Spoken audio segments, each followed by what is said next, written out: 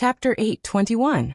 The purple blood in Panga's heart flowed faster and faster, and the Dutian divine murderous chi became denser. Not long after, wisps of magical life force burst out of Panga's heart and spread across the place. A new Khanate Grand Magus was born. After so many years, a new Khanate Grand Magus was born in Panga's heart again. And this Khanate Grand Magus was the Khanate divine demon that goddess Huta used to fight for the first opportunity.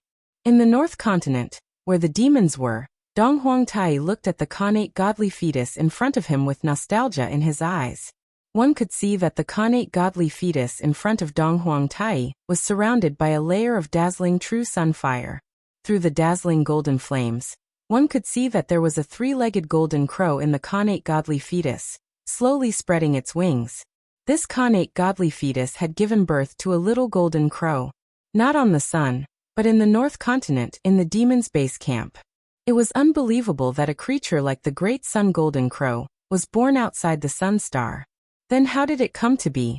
It wasn't that Dong Huangtai's methods were heaven-defying, but he found the corpses of the 9 little golden crows that had died long ago. He used a supreme divine power to merge the origins of the 9 little golden crows. At the same time, he used a heaven-defying method to cut off a trace of the creation chi of heaven and earth, which gave birth to the 13th little golden crow in the eldritch world. This Khanate godly fetus was born with the power of the 9 little golden crows. Once it was born, it would be a top-tier Khanate divine demon. And it was the candidate that Tai used to fight for the first opportunity this time. At the end of the distant sea, there was a small island filled with chaotic chi. No one knew when it was born or when it existed. In short, it was very mysterious. However, the spiritual aura on the island was quite shocking. It was not inferior to a top-tier blessed grotto heaven. It was not much weaker than the 3-deity island of the Xianqing sect. This island was another top-tier holy land. At this moment, a mysterious purple-clothed man suddenly appeared on this uninhabited island. The person who came was very strong. The Khanate formation on the island seemed to not exist in front of him, allowing him to pass through it easily. Soon, the mysterious man in purple arrived at the center of the island, where the innate divine fetus was shrouded in chaotic chi. That's right, there was also an innate divine fetus on this mysterious island. Judging from the chaotic energy swirling around it, it was clear that the innate god born from this innate divine fetus would be ridiculously strong. Even the weakest one would be a top innate god. As for the mysterious purple-robed man, if a powerful cultivator were here, they would recognize him as the #1 person in the desolate era, Dao ancestor Hongjun. He actually left the Purple Cloud Palace and came to this mysterious island to see an innate godly fetus in person. Then what exactly was the origin of this innate divine fetus, to actually be able to attract so much attention from the Dao ancestor? After standing in front of the innate divine embryo for a long while, Dao ancestor Hongjun opened his mouth and said earnestly, "Hongyun, I hope this experience can help you change your bad habit of meddling in other people's business." Hongyun, the innate divine fetus that was born, was actually ancestor Hongyun. No wonder the Dao ancestor came here personally. Did Dao ancestor Hongjun come here to give birth to ancestor Hongyun, so that he could fight for the #1 opportunity? Of course not. Ancestor Hongyun was an innate divine being, the top existence in the desolate era. To him, it was not important whether he had the #1 opportunity or not. Dao ancestor Hongjun came here to end the karma between him and ancestor Hongyun. Back then, ancestor Hongyun gave up his position in the Purple Cloud Palace to the 2 sages of the West, causing the Xian sect to lose 2 sages. Because of this, ancestor Hongyun and the Xian sect formed a huge karma. This was also the reason why ancestor Hongyun could not become a sage, even though he possessed the Hongming Purple Cloud. If the huge karma on him did not end, how could he become a sage? Dao ancestor Hongjun was also a petty person. Ancestor Hongyun had spoiled his plans and caused him to lose 2 sages. He was angry. It was good enough that he did not find trouble with ancestor Hongyun. Why would he take the initiative to end the karma with him? Therefore, Dao ancestor Hongjun did not do anything when ancestor Hongyun was in trouble. But today, things changed and Dao ancestor Hongjun had to take the initiative to come here. It was because Dao ancestor Hongjun who was in seclusion, suddenly felt that there was a change in the heavens, and that the Xian sect was in danger of losing their luck. Dao ancestor Hongjun was immediately awakened by this feeling. Then he hurriedly activated the fragment of the jade butterfly of fate to deduce the reason for the change in the heavens. In a short while, Dao ancestor Hongjun found out the reason. The two sages of the West had the intention to stand on their own. They planned to set up another sect and create their own sect. Dao ancestor Hongjun did not care about whether the two sages of the West were independent or not. He did not like the two of them, and it was good that they left. However, the two of them could leave. But if they set up another sect, it would undoubtedly cause the Xian sect to lose their luck and become the foundation of their new orthodoxy. Dao ancestor Hongjun could not tolerate this. Good Lord, he even tried to poach him. What was the meaning of this? Did he really think that he, Hongjun, was old and couldn't lift a knife? Unfortunately, even if Dao ancestor Hongjun had supreme abilities, he could not do anything. The independence of the two sages of the West was the inevitable result of the evolution of the heavenly way. As a part of the heavenly way, Dao ancestor Hongjun could not disobey the heavenly way and attack the two sages of the West. Therefore, even if he was unwilling, Dao ancestor Hongjun could not stop them. It seemed that the independence of the two sages of the West was inevitable. In the Purple Cloud Palace, the more Dao ancestor Hongjun thought about it, the angrier he became. The Xian sect was his painstaking effort. How could he tolerate the two traitorous disciples destroying his painstaking effort? It had to be said that Dao ancestor Hongjun was indeed the most cunning old man in the primitive world. After sitting cross-legged in the Purple Cloud Palace for a few days, he really thought of a way to break the situation. Since he could not stop the two sages of the West from establishing their own sect, he would let nature take its course and ignore it. After it thrived, he would send people into the new sect and bring it back to the Xian sect. In this way, the luck of the Xian sect did not decrease. Instead, it increased a little. This plan could be said to be brilliant.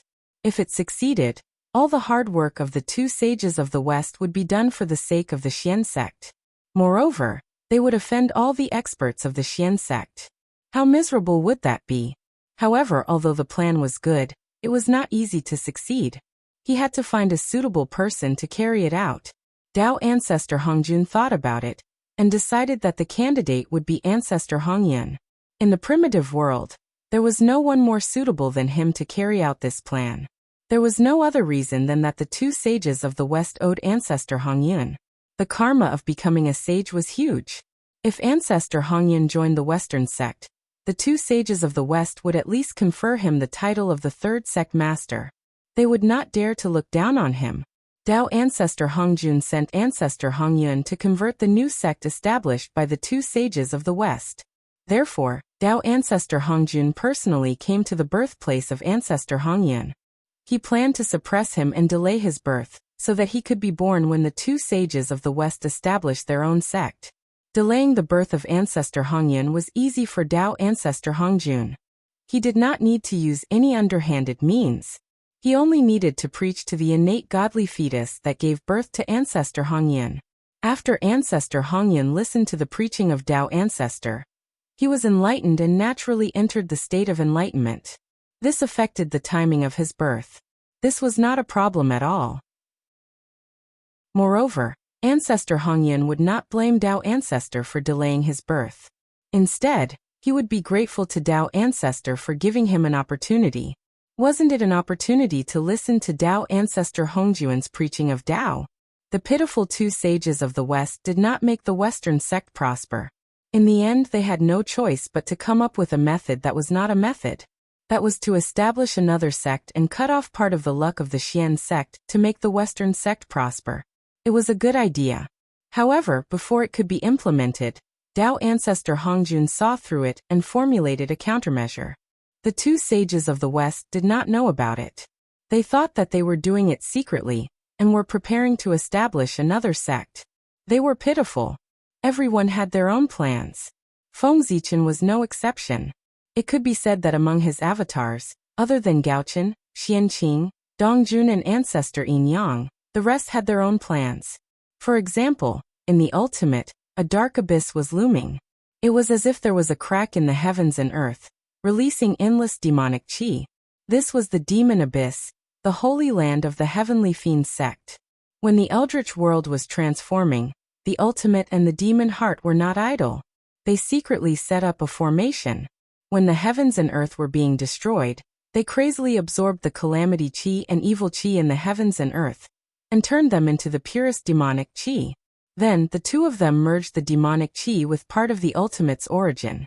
Using it as a foundation, they created a holy land of the demonic sect. It was the demonic abyss in front of them. The demonic abyss was boundless and had no end. It merged with the ultimate's origin and stood in the void. It could spontaneously absorb the calamity chi and evil chi in the heavens and earth, and turn them into pure demonic chi. In order to create the demonic abyss, the ultimate and the demon heart had invested all of their wealth. Even so, the demonic abyss in front of them had not been truly born. It was only a half-finished product. Otherwise, the demonic abyss would have been truly born, and would have stood tall in the boundless void instead of looming in the void like it was now. Even so, the demonic abyss gained some benefits when the heavens and earth transformed, and the connate creation chi filled the air. One could see that in the depths of the demonic abyss, endless demonic chi was surging and gathering, slowly turning into several connate divine fetuses. These connate divine fetuses were the future of the heavenly fiend sect. They were the connate divine fiends that the heavenly Tao had specially nurtured in order to prosper the heavenly fiend sect. At this moment, the ultimate and the demon heart were working together, using all their strength to gather the world's origin and slowly strengthening these connate divine fetuses. The demonic abyss's origin was weak. Even if they put all their strength together, it was impossible to produce connate divine fetuses. Therefore, the ultimate and the demon heart did not care about fighting for first place at all. The two of them only had the attitude of having fun and fighting for the opportunity to be first place. Could not fight for it? That was too normal. It would be abnormal if they succeeded. The ultimate and the demon heart were not in a hurry because they knew that with the primordial self's backup plan, they would definitely win this fight for first place. After all, the connate divine fetuses in the primordial self's hands were too special and too precious. Even the connate divine fetuses in the ruins of Mount Buzhou might not be comparable to the one in Feng Zichen's hands. Feng Zichen used honorifics instead of honorifics to show how much Feng Zichen valued him. In the underworld, endless yin qi filled the air and gathered in one place. It was the ancestral land of the ghost Tao, Fengdu Mountain. One could see that at the peak of Fengdu Mountain, connate divine fetuses, surrounded by ghost qi, was releasing a strange light. The connate yin qi that surged from all over the underworld was absorbed by the connate divine fetuses as the light swallowed it. And this connate divine fetuses gave birth to the first connate godfiend of the ghost Tao. His appearance was a sign of the prosperity of the ghost Tao. There was more than one connate divine fetuses born in the underworld. There were even better ones. However, the Emperor of Fengdu valued this connate divine fetuses the most because they carried the future of the ghost Tao. The connate godfiend born from this connate divine fetuses would definitely lead the ghost Tao out of the underworld, and let the entire three realms hear of the ghost Tao's name. Apart from this connate godfiend, there were many other wonderful connate races born in the underworld. Among them, the one that caught the Emperor of Fengdu's attention the most was the special race born from the ghost Tao, the ghost race. Even ghosts could be born from heaven and earth. This world was getting more and more mysterious. To be honest, the ghost Emperor of Fengdu valued the connate divine fetuses very much. If it weren't for the fact that the connate divine fetuses in his true body was too powerful, he would have helped this connate divine fetuses fight for the first place. In the central divine region, the ancestral land of the human race, under the world tree, 9 human prodigies gathered. They bathed in the world tree's radiance and kept swallowing the world origin that it emitted. Compared to the others, the North Star was much more realistic. He didn't need to look for connate divine fetuses to nurture. There were so many human prodigies who cultivated the godfiend Tao, and were about to transform into connate godfiends. If that was the case, why didn't the North Star nurture his own prodigies and transform them into connate godfiends? Why did he look for incarnate divine fetuses to nurture? Could it be that human prodigies were weaker than Khanate god-fiends? Therefore, the North Star selected the 9 most outstanding prodigies of the human race and had them cultivate under the world tree. The world origin would help them undergo the final transformation and transform them into Khanate god-fiends. The Khanate divine fetuses in the boundless starry sky were very powerful and honorable. Theoretically, there shouldn't be any problems if they were to fight for the first place. However, Feng Zichen had always been cautious in everything he did. He always had to be prepared for both sides to prevent any accidents from happening. Nothing was absolute. Overconfidence could lead to failure. P.S. I'm too tired today. I've been filling a septic tank for the entire afternoon. Chapter 822. A postnatal innate godfiend was still an innate godfiend. They could still fight for the first place. The world origin was a treasure that was not inferior to the world origin. It had the ability to nurture innate godfiends. If those human prodigies absorbed it, it would undoubtedly be much easier for them to transform into innate godfiends. Now, it all depended on their own fortunes. Whether they could be the first to transform into innate godfiends would affect their future achievements. Although Feng Zichen was more optimistic about the innate Tao embryo in the boundless starry sky, if the human prodigies could be born before him, then Feng Zichen was still very much looking forward to this scene. This meant that the human prodigies were not inferior to any innate godfiends. While everyone was busy, Great Emperor Ziwei's divine consciousness wobbled into the boundless starry sky. Then, he walked towards the center of the starry sky at a leisurely pace. There was a majestic divine mountain that exuded endless divine might. It suppressed the entire boundless starry sky, making it unusually stable. Even if several primordial chaos Daluo Jinxian were to fight here, it would be difficult to shake this place at all. And this divine mountain was none other than Mount Buzhou. At the end of the ancient era, Mount Buzhou collapsed. Its broken body was moved into the boundless starry sky by Feng Zichen's supreme divine power. There were 2 reasons for this. The first was because the boundless starry sky was on the verge of shattering at that time, and could collapse at any time. Therefore, Feng Zichen moved Mount Buzhou's body and used its remaining divine might to suppress the void that was about to shatter, temporarily stabilizing it. The second reason was because of Feng Zichen's selfishness. He wanted to see if he could restore Mount Buzhou to its peak with the power of the god Pangu. At its peak, Mount Buzhou could suppress the entire eldritch world. Its power was not inferior to that of a Chaos Supreme Treasure. If Feng Zichen really succeeded, it would mean that he had mastered a treasure that was comparable to a Chaos Supreme Treasure.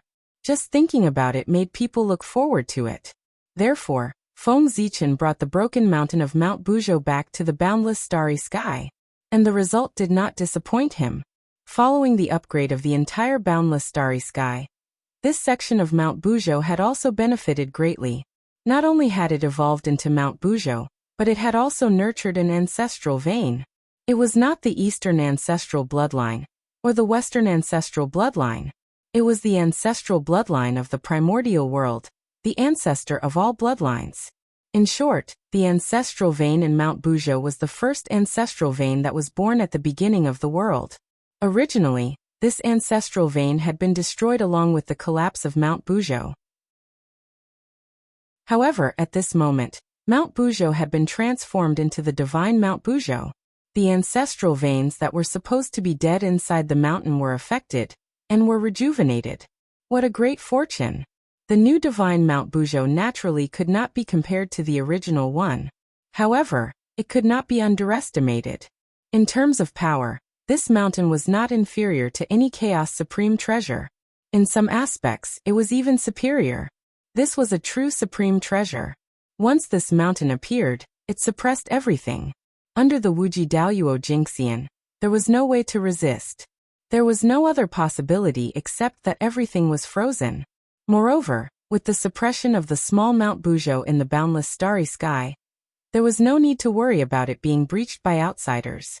If one wanted to shatter the boundless starry sky, one had to shatter the small Mount Buzhou first. The small Mount Buzhou was very powerful.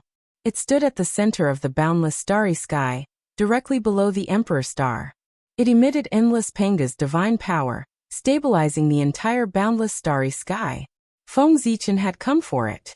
That's right, the innate divine fetus that Feng Zichen valued so much was nurtured by the small Mount Buzhou.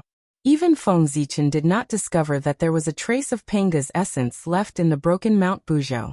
This trace of Panga's essence, along with the broken Mount Buzhou, was brought into the boundless starry sky by Feng Zichen, and nourished by the power of Panga's divine power. And with the nourishment of Panga's divine power, this trace of Panga's essence gradually gave birth to a faint trace of vitality. The vitality was very weak, and there was almost no possibility of it evolving into life. But the creation of the world was just so wonderful. When the boundless starry sky was upgraded, everything in it was affected, and more or less received some creation. The trace of Panga's essence, which gathered the power of the boundless starry sky, the power of the innate ancestral veins, and the power of the small Mount Buzhou, finally underwent an unimaginable transformation, and turned into an innate divine fetus. Incredible! The life formed by Panga's essence was nurtured by Mount Buzhou. Although it was not born, Feng Zichen could already confirm that this innate divine fetus was nurturing an innate divine being, the true authentic Pangu. It was really incredible. It had been hundreds of millions of years since the creation of the world. In this era, there was actually the birth of an authentic Pangu. It was really too surprising. To be honest, when Feng Zichen noticed the birth of this innate divine fetus, he was also surprised and felt that it was very unbelievable.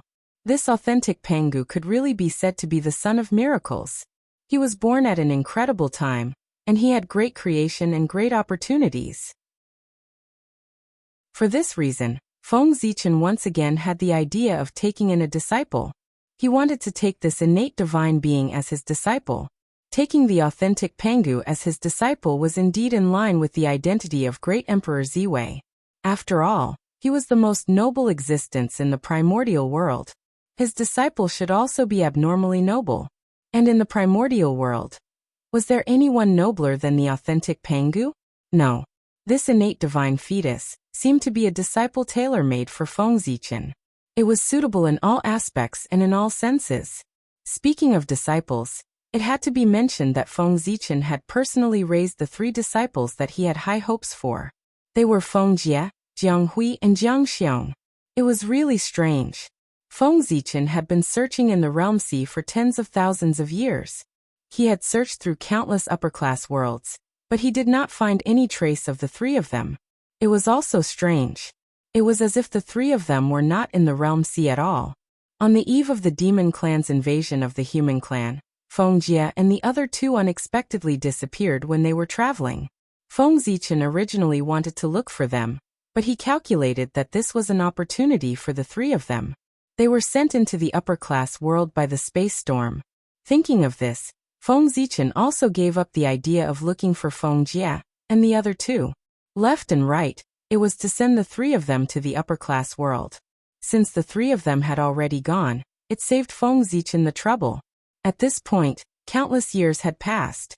And during this period, there was no news of the 3 of them at all. Feng Zichen, who was originally very calm, was a little anxious now. He sent out doppelgangers several times to secretly sneak into the realm sea to find the whereabouts of the 3 of them. Unfortunately, he found nothing. After searching for several years, the only clue that Feng Zichen got was that the 3 of them had appeared in the realm sea for a short time before the Great Witch Demon War had happened. Then soon the 3 of them disappeared. Since then there was no news of them. In the face of such a situation, if the feeling in his heart did not tell Feng Zichen that the 3 of them were not in trouble, and were living well, Feng Zichen was afraid that he would have gone crazy long ago. That's right, the situation of the 3 of them was not very bad. Didn't you see that Feng Zichen even called the 3 of them they? Obviously, the 3 of them had reached the realm of the Daoyuo Taoist priests, and had walked a very long distance on this path. Well, what Feng Zichen passed on to the 3 of them was the most ancient realm system, which was the version without the sage-to-be realm. The realm of the Daoyuo Taoist priests included everything.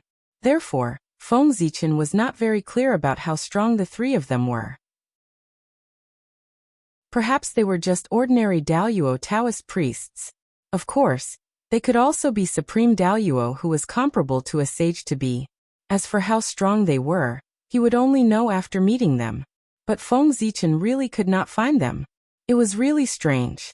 Before this, Feng Zichen would never have thought that in this vast world, there were people that he could not find. It should be known that when he used all his strength, Panga's Dharma form, his strength was enough to touch the realm above that of the Wuji Daoyuo Jingxian. Alas, even so, he still could not find the three of them. The place where they were was really hidden. At the same time, this also let Feng Zichen know that the secrets hidden in this world were far more mysterious than he had imagined. He still needed to be stronger. Not to mention the three of them, since he could not find them anyway. Feng Zichen had no other choice but to secretly pray for them. While the other masters of the origin were using various methods to induce the birth of the innate godly fetus, Feng Zichen was still walking towards Mount Buzhou unhurriedly. Feng Zichen was not in a hurry at all, nor did he need to induce the birth of the innate godly fetus. This was because he firmly believed that the innate godly fetus bred by this innate godly fetus would definitely be the first to be born. Previously, Feng Zichen might not have been sure, but after seeing the innate godly fetus in the ruins of Mount Buzhou, he was sure of this point. The existence of the innate godly fetus was incredible. It was a combination of two great orthodoxies. But after all, it was not the blood of Pangu that bred it, but the sacred blood of Feng Zichen and the others. The difference between the first-generation blood and the second-generation blood seemed not big, but in fact it was the difference between heaven and earth. Feng Zichen, the three pure ones, Goddess Hutu, and all the other Pangu orthodoxies were tied together. Even if they were tied together, they would not dare to say that they were 1,000th as good as their father. In this way, it could be seen that the difference between the two was not in the same concept at all. The blood of the Chaos Demon God was also the blood that had been weakened by an unknown amount. More than half of its divinity had been obliterated by everyone. With all these conditions added together, Feng Zichen could already conclude that the innate godly fetus was not as good as the one in the boundless starry sky. This was the authentic Pangu orthodoxies, and it could not be faked. It was the most honorable existence in the untainted land. In the untainted land, the authentic Pangu orthodoxies were the legitimate sons, while the Chaos Demon God was only the son of a concubine. The gap was too big. Moreover, the fate of the Pangu divine branch would not tolerate the birth of the innate godly fetus with the bloodline of the Chaos Demon God. It would definitely find ways to obstruct the birth of the innate godly fetus. There were too many obstacles. The innate godly fetus in the ruins of Mount Buzhou should not have existed in the first place. Therefore, the hardships it had experienced were also beyond imagination. However, Feng Zichen's focus was not on this, but on the birthplace of the two innate godly fetus. Mount Buzhou. The two innate godly fetus had one thing in common, and that was that they were both born in Mount Buzhou. One was born in the ruins of Mount Buzhou, while the other was born in the mountains of Mount Buzhou. They were both born in Mount Buzhou. It was a very strange phenomenon. Mount Buzhou had collapsed for so many years. Why were two innate godly fetus born in succession? Was this a coincidence? It did not look like it. It seemed to be deliberate. However, on second thought, Feng Zichen felt that it was a coincidence. It was certain that the innate godly fetus in the ruins of Mount Buzhou was deliberately created by someone. However, the birth of the innate godly fetus in Little Mount Buzhou was probably really a coincidence. After all, even Feng Zichen did not expect that an innate godly fetus would be born in Little Mount Buzhou. If even Feng Zichen did not expect it, how could others guess it? It should be known that this was the boundless starry sky, where Feng Zichen's foundation was. Without his permission, even the way of heaven could not spy on this place. Therefore, Feng Zichen was confident that no one could do anything to this boundless starry sky. Before Feng Zichen walked to the front of Mount Buzhou, he suddenly heard a boom in front of him. Then the whole untainted land was alarmed. Rays of colorful light spread out, connecting heaven and earth, spanning between heaven and earth. At the same time, all sorts of shocking phenomena appeared one after another as if they were free of charge. Even the heavenly Tao was alarmed. It personally covered the sky with a layer of seven-colored light, making the entire world seem beautiful. This was, the authentic Pangu was born. The various phenomena that appeared now were the blessings, praise and praise of heaven and earth. The authentic Pangu was born holy. It would not be an exaggeration to say that he was the son of heaven and earth. It would not be an exaggeration to give him any glory. Looking at the phenomena in front of him, Feng Zichen's heart moved, and he appeared in front of little Mount Buzhou. He opened his heavenly god eye and saw that inside little Mount Buzhou, where the innate divine meridians were, purple gas filled the air, intertwining with all kinds of strange phenomena. In the depths of the purple gas, there was a hazy colorful light, which was constantly twisting and shrinking. When Feng Zichen rushed here, the light had evolved to its limit. It gradually took the shape of a human, and then turned into a young Taoist. The young Taoist, like Feng Zichen, great emperor of Ziwei, had purple hair and purple eyes. This was the sign of the authentic Pangu. The Pangu had purple hair and purple eyes. The great Tao was purple. As a person close to the Tao, the Pangu was also changing to purple. Therefore, his direct descendants inherited his power, and were born with purple hair and purple eyes. As for why the 12 ancestors of the 3 pure ones were not like this, it could only be said that they were an exception. In addition to the origin of the Pangu, they also needed the innate clear and turbid origin. Naturally, there would be changes. This young Taoist was born with the cultivation of Lord of Tai, which was the standard sign of an innate holy being. Whether it was the 3 pure ones or the Dijun Tai, they were all born with the cultivation of innate Tao lords. An innate holy being, and an authentic Pangu, was extraordinary. Of course, it was impossible for him to be born empty-handed. He had a lot of spiritual treasures with him. When the young Taoist was born, he held a treasure in each hand. Chapter 8:23. The Taoist held a drum in his left hand. It was the dusk drum. The bell in his right hand was called the morning bell. When the 2 treasures were combined, they were called the morning bell and evening drum. They were top-notch connate numinous treasures that contained 45 connate divine restrictions. The morning bell and evening drum were treasures of the space-time attribute. They were extremely rare. In the primordial world, in terms of the Tao of space-time, only the heaven-opening treasure, the chaos bell, could suppress it. The rest could not compare to it. The power of this treasure was probably comparable to the He-Tu and the Luo Shu. It was the best connate numinous treasure below the true connate cardinal treasures. Apart from the treasures in his hands, the Taoist robe that the young Taoist was wearing was also extraordinary. It was called the Heavenly Crown Robe. There were 12 patterns on it. Sun, moon, stars, mountain, dragon, flower, insect, zhong-yi, algae, fire, pink rice, zhong-yi, and fu were imprinted on the robe with a special method. They were vivid as if they were real. Those were the 12 patterns that only appeared on the emperor's robe. This young Taoist was probably a natural-born emperor since he wore that robe. The 12 patterns had different symbolic meanings. It was generally believed that the sun, moon, and stars were chosen for their illumination. Mountain was chosen for its stability. Dragon was chosen for its adaptability. Flower insect, a type of pheasant, was chosen for its elegance. Zhong-yi, a type of sacrificial ritual, was chosen for its loyalty and filial piety. Algae was chosen for its cleanliness. Fire was chosen for its brightness. Pink rice was chosen for its nourishment. Zong, axe-shaped, was chosen for its decisiveness. Fu was chosen for its clarity. The virtues of an emperor were all here. Without a doubt, this robe was also a supreme-grade connate numinous treasure. Yes, the star crown on his head was shining brightly under the illumination of the Tao light, emitting endless connate spiritual aura. It was at least a superior-grade connate numinous treasure. 2 supreme-grade connate numinous treasures and 1 superior-grade connate numinous treasure. A total of 3 connate numinous treasures were born. Pangu was indeed the son of heaven and earth. The treatment was good. As soon as he was born, the treasures he had surpassed 99% of the primordial world. Only a few living beings could compare to him. He was born rich. Disciple Buzhou greets master. The young Taoist Buzhou, came straight to Feng Zichen and bowed to him after he walked out of Mount Buzhou.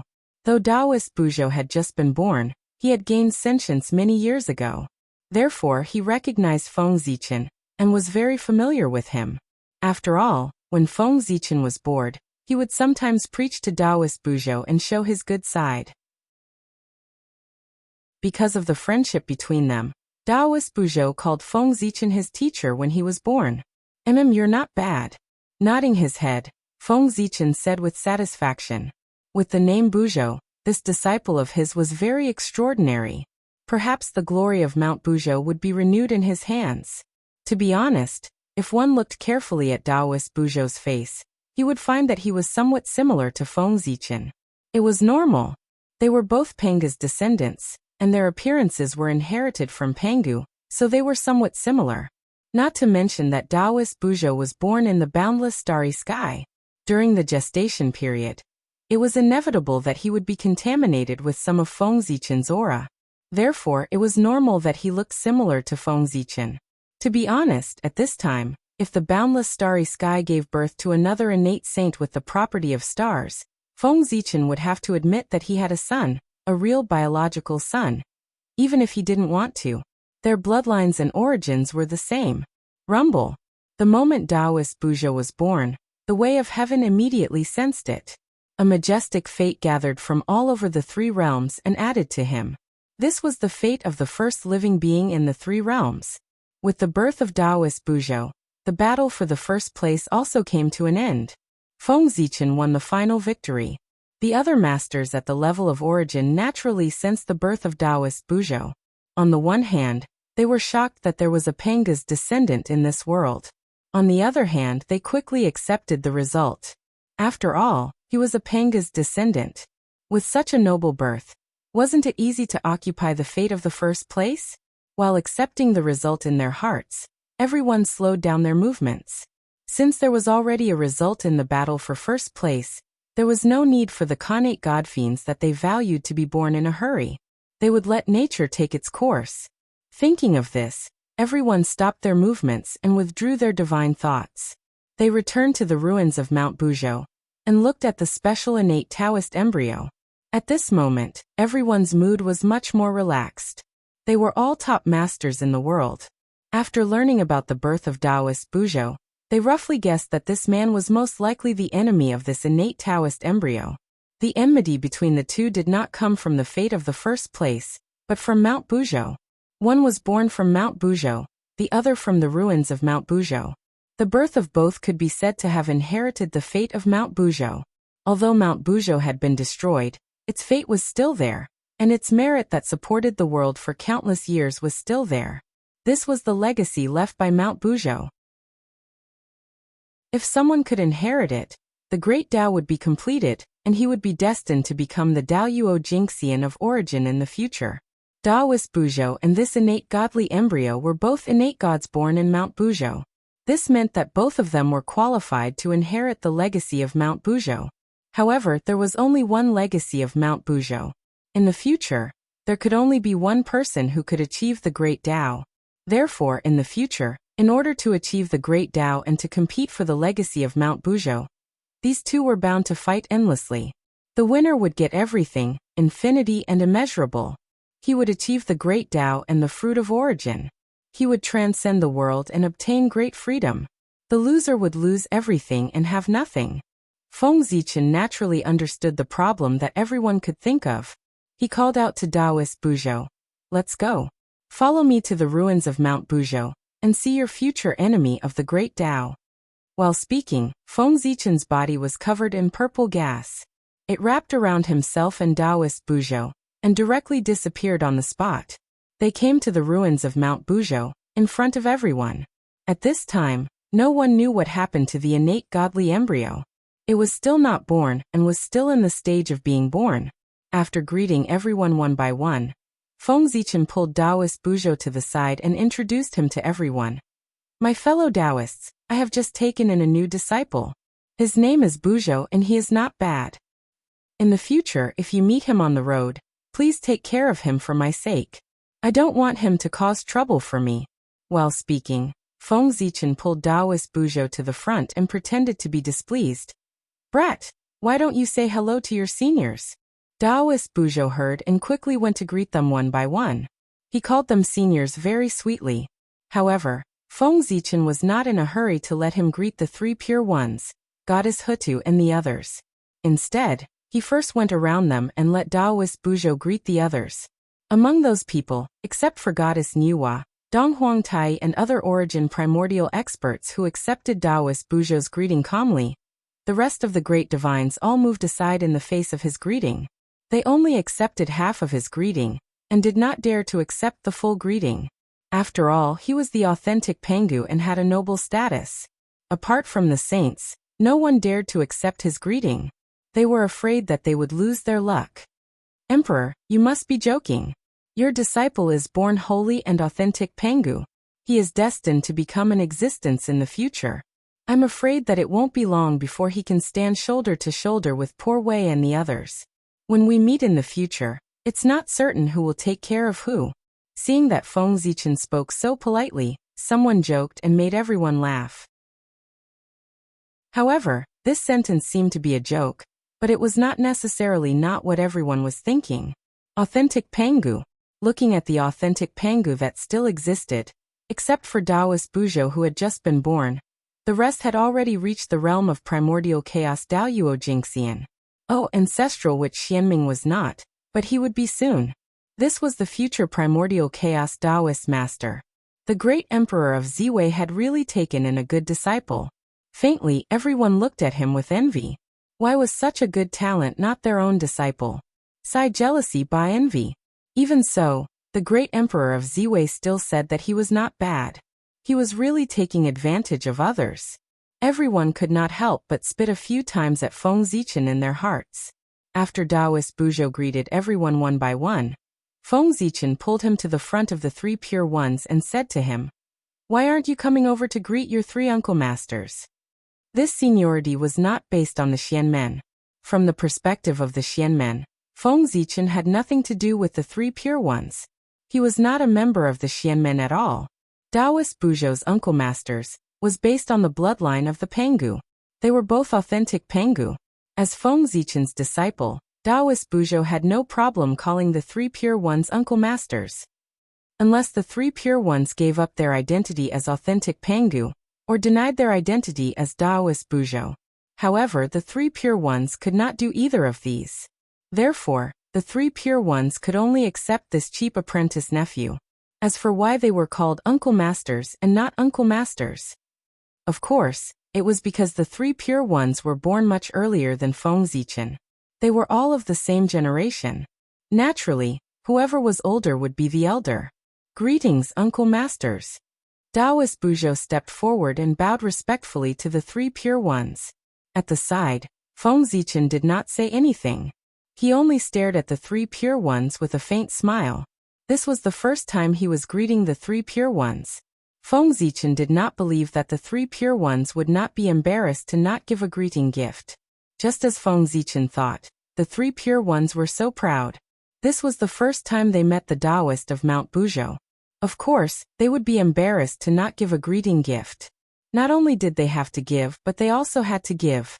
Otherwise, once this matter spread, everyone would say that the three pure ones were stingy.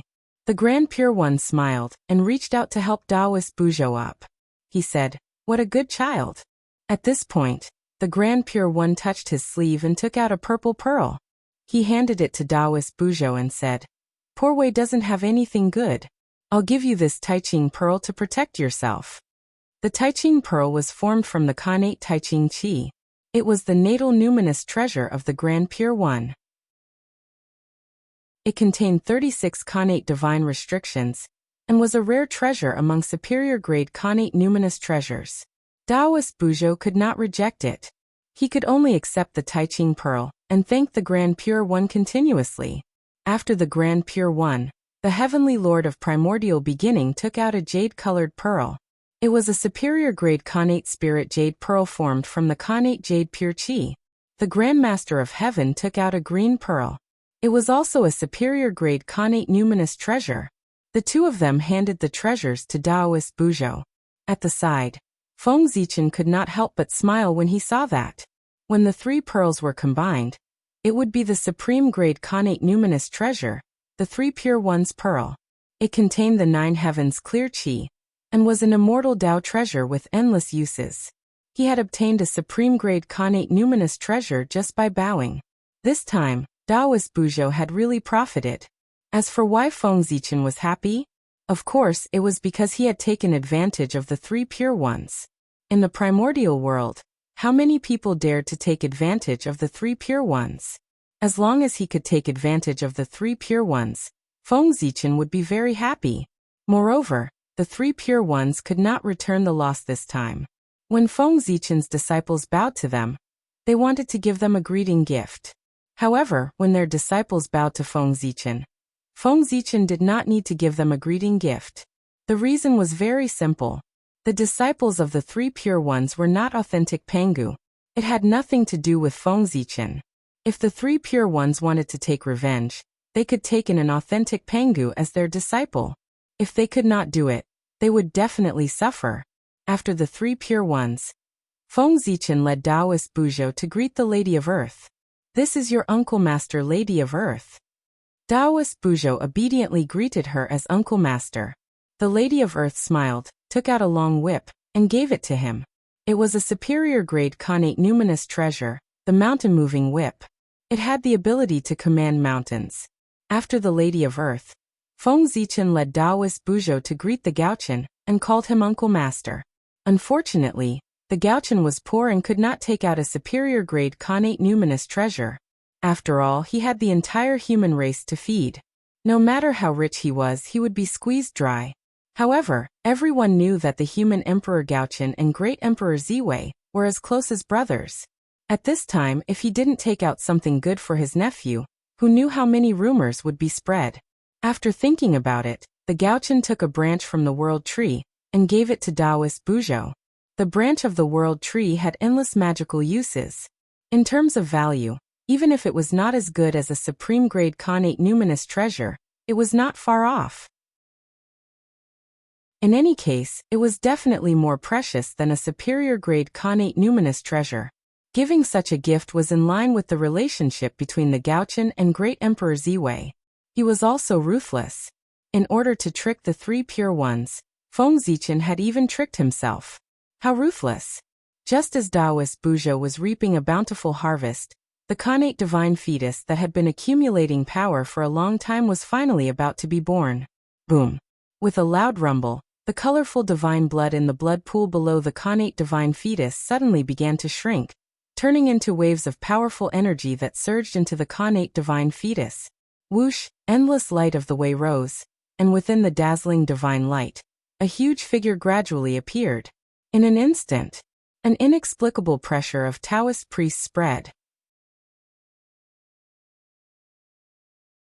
Chapter 824. Taoist Priests. This special connate godfiend had the cultivation base of the Daoyuo Taoist priest the moment he was born. This was not a good sign. For a moment, everyone frowned. Throughout the history of the primordial world, when Great Emperor Ziwei was born, he had the strength of a top-notch great divine ability. The rest, including Dao ancestor Hongjun, only had the cultivation base of Tai Jingxian when he was born. This seemed to be a silent rule that all connate godfiends had to abide by when they were born. The greater the phenomenon at birth, the greater the potential, and the greater the future achievements. This was true. However, it was not necessarily a good thing to be born with high strength. One had to know that often, things that were too heaven-defying would be attacked by the heavenly Tao. He had the cultivation base of the Daoyuo Taoist priest the moment he was born. He was even more impressive than Dao ancestor Hongjun, and had caused such a big commotion. Wasn't this a live target for the heavenly Tao, waiting for it to attack? Back then, Great Emperor Ziwei was able to be born smoothly. In addition to his noble status, it was mainly because he had the merit of saving the world. He stabilized the boundless starry sky, stabilized the heavenly realm, and saved the primordial world. It could be said that his merit was boundless. With this merit, no matter how heaven-defying Great Emperor Ziwei's performance was, the heavenly Tao would not target him. Instead, it would reward him for his contributions to saving the world. Great Emperor Ziwei had the merit of saving the world, so he could do things without any restrictions. However, this special connate godfiend had nothing. Therefore, the moment he was born was the moment his calamity arrived. He survived. He was born with a sacred birth, the most orthodox of orthodox, and inherited part of the legacy of Mount Buzhou. He had the possibility of attaining the Tao in the future, and had a boundless future. However, everything was like the moon in the water, the flowers in the mirror. The ashes flew away without leaving a trace. However, the current him was not a complete Daoyuo Taoist priest. His strength had reached this level, but his realm had not caught up. His innate true spirit had not transformed into an innate indestructible true spirit. Only when he successfully survived the calamity could he achieve the true Daoyuo Taoist priest's realm. He's here. At this moment, someone whispered. Everyone looked up and saw endless dark clouds gathering in the sky. Lightning flashed in the clouds from time to time, exuding a terrifying heavenly might. The innate God's heavenly tribulation was here. Although Leisha had set up all the tribulations in the world, the heavenly Tao was not complete. There was an evasive one. Naturally, Leisha could not truly control all the tribulations in the world. In the untainted world, there were 3 calamities. They were constantly changing, so even the sages could not see them clearly. Even the thunder lock could not control them. These 3 tribulations were the heavenly tribulation from the heavenly Tao, the earthly tribulation from the earth Tao, and the human tribulation from the human Tao. Among the 3 tribulations, the human tribulation was the most common one. It could be as minor as a quarrel or an impulsive murder, or as major as a deliberate murder. As he thought about it, his murderous intent rose. This was the tribulation of man. The murderous intent came from all living beings. Among the 3 tribulations, the heavenly tribulation was rare, but it was not non-existent. It was a natural phenomenon such as wind, rain, thunder, lightning, landslide, tsunami, earthquake, meteorite fall. They were all a kind of heavenly tribulation. The murderous intent came from heaven and earth. As for the earthly tribulation, to be honest, although there was one in the untainted land, it was more like a stopgap.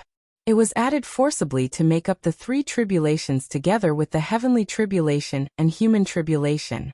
The earthly tribulation was born from the Tao. However, the Tao did not do anything. It only knew how to nurture all living beings, and would never interfere with the operation of heaven and earth. Therefore, although the earthly tribulation was called, it never happened. Now this special innate God was facing the heavenly tribulation of the 3 tribulations. In the eyes of the heavenly Tao, he who had the bloodline of Pengu and the bloodline of Chaos Demon God was an anomaly. Now that he was born, he had the cultivation of Daoyuo Taoist priests. This made him a minor anomaly to a major anomaly. A major anomaly could not be left alive. Rumble. A bolt of innate lightning struck and shattered the Tao light on the innate God, making his image appear clearly in front of everyone. Yes, he had the same innate Tao aptitude as everyone else. He was as handsome and perfect as everyone else. However, there was an additional vertical pupil between his eyebrows. It was a chaotic divine eye that was surrounded by chaotic chi. Behind his back, there was also a pair of huge chaotic wings that flowed with an endless amount of chaotic energy. When his wings spread out, they were like a sky curtain. They were not much smaller than the wings of Kuanpeng. Yuan. Inexplicably, a message appeared in everyone's mind, letting them know the name of this innate God. Yuan. It was a very impressive name. Yuan, the origin of heaven and earth. It had the meaning of the beginning of a yuan, and the renewal of all things. This innate God had this name, which showed that he was extraordinary. He was probably second only to the heavenly Lord of primordial beginning. Rumble. Another bolt of innate divine lightning struck down, bringing with it a world-destroying energy wave that swept towards Yuan. Kill. Yuan opened his mouth. This was the first sentence he said after his birth. However, it was not his name, but the extremely cold word kill. Kill if you want to live. Amidst his cold words, Yuan's dermic powers surged. The power of the Taoist priest spread out, and the faint shadow of the chaos demon god appeared behind him. Rumble. The innate lightning struck, but it was blocked by the chaos demon god behind Yuan. Both sides perished together and returned to nothingness. Yuan had safely passed the first heavenly tribulation. However, there were a total of 9 heavenly tribulations. Yuan had only passed the first one.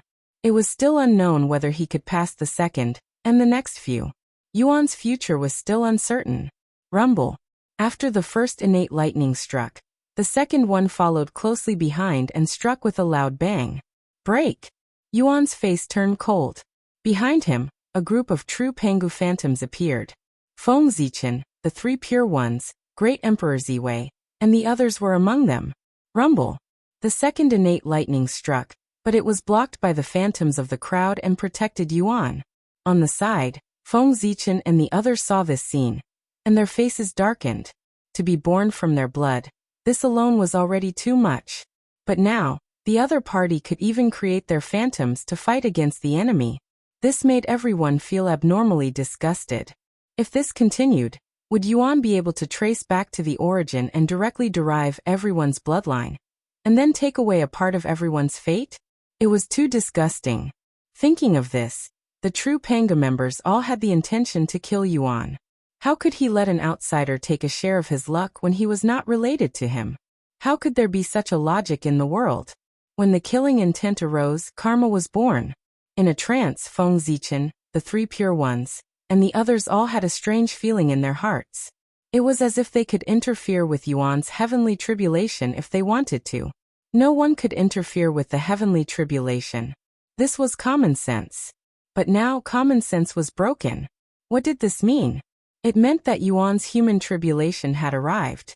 Only a tribulation could interfere with the tribulation. Yuan was born with everyone's blood, and he had formed a great karma with everyone. When Yuan was born, everyone had the intention to kill him. The heavenly path sensed it and automatically sensed it, giving everyone a chance to end the karma. How to end it? That was to let everyone become Yuan's human tribulation, so as to prevent his birth. Of course, it was not necessarily to prevent his birth. They could use other methods. As for how to do it, it still depended on everyone's opinions. The heavenly path could not force them. Rumble. While everyone was thinking, the third Khanate divine thunder had already struck. The vertical eye between Yuan's eyebrows suddenly opened, releasing a gray chaotic divine light, which blasted the Khanate divine thunder into pieces. Seeing this, Feng Zichen and the others knew that they could not hesitate any longer. If they waited any longer, when Yuan passed the heavenly tribulation, the human tribulation would also be over. If they wanted to attack him again, the price would be too high. Thinking of this, Feng Zichen's mind moved, and an inexplicable force gushed out of his body, spreading into the distance, and merging with the fourth Khanate divine thunder that was about to strike. Rumble. When the fourth Khanate divine thunder struck, Yuan spread out his wings like a cloud in the sky, stirring up endless chaotic qi, which turned into a storm and stirred up the fourth Khanate divine thunder into pieces. However, although the Khanate divine thunder was shattered, Feng Zichen's force was not. The inexplicable wave went all the way down, ignoring the turbulent chaotic storm, and directly fell on Yuan's body. Silently, a mysterious force was extracted from Yuan's body, causing his strength to drop a little. At the same time, the illusory image of Feng Zichen behind Yuan disappeared without a sound. That's right, the force that was extracted from Yuan's body just now was Feng Zichen's bloodline power. It was fine to kill Yuan, but before that, the first thing to do was to extract his bloodline power from him. Otherwise, it would be disgusting if Yuan was resurrected one day. After Feng Zichen, the rest of the people followed suit. Each of them used their own means to merge with the fifth Khanate divine thunder, trying to retrieve their bloodline power from Yuan's body. Rumble. When the fifth Khanate divine thunder struck, a large seal suddenly appeared in Yuan's hand. He threw it high into the air, carrying supreme divine power, and collided with the fifth Khanate divine thunder. In the next moment, the silhouettes of endless mountain ranges appeared. Each mountain was taller than the previous one, and an ancient and desolate aura assaulted his senses. This was Yuan's lifelong spiritual treasure, the supreme grade Khanate spiritual treasure seal of mountains and rivers, which had 43 Khanate divine seals. This seal was formed after the collapse of Mount Buzhou, the last origin of the Khanate ancestral vein spirit, and the essence of thousands of mountains. As the name suggested, the seal of mountains and rivers gathered the power of mountains and rivers in one body, and it had the power to control the mountains and rivers of heaven and earth. After being hit by the seal, the fifth Khanate divine thunder was directly smashed into pieces. However, the power of the crowd ignored the seal of mountains and rivers and added to Yuan's body. Suddenly, Yuan let out a shrill scream. His strength was rapidly decreasing, and he was being extracted by an inexplicable force. Behind him, the shadows of the saints that symbolized his noble birth were shattered one after another. Soon, they disappeared without a trace. At this moment, other than the shadow of the chaos demon god, there was only the shadow of Mount Buzhou behind him. And this shadow of Mount Buzhou was the last remaining mark of the Panga divine branch on Yuan's body.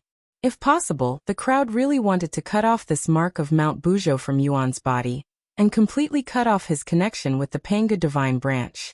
Unfortunately, this was Yuan's foundation, and also a gift from Mount Buzhou. With the strength of the crowd, it was possible to kill him, but it was difficult to cut off this mark. Boom! When the power of the crowd's bloodline was completely extracted from Yuan's body, his body suddenly shook, and his strength began to decline. From the level of the Daoyuo Taoist priests, he fell to the level of the Tai Taoist lord. After the crowd extracted their bloodline power, Yuan's origin was reduced by at least 1/3. After losing so much of his origin, it would be strange if his strength did not plummet. And after this, the chain reaction caught Yuan off guard. Originally, Yuan only needed to survive the heavenly tribulation to reach the level of the Daoyuo Taoist priests. But now it seemed like this would become an extravagant hope. After this, for the time being, the level of the Daoyuo Taoist priests would not be fated with him. Just as Yuan was in a daze, the sixth bolt of Khanate divine thunder struck. This bolt of Khanate divine thunder came very quickly and was very powerful, but it still did not hurt Yuan. It was blocked by the shadow of Mount Buzhou behind him. And after this bolt of Khanate divine thunder, the power of the heavenly tribulation also decreased because of Yuan's strength. Rumble. The seventh bolt of Khanate divine thunder struck. Yuan, who had regained his senses, took out a long spear and pointed it at the sky. In an instant, a great destructive Taoist rhyme spread out wildly, destroying everything.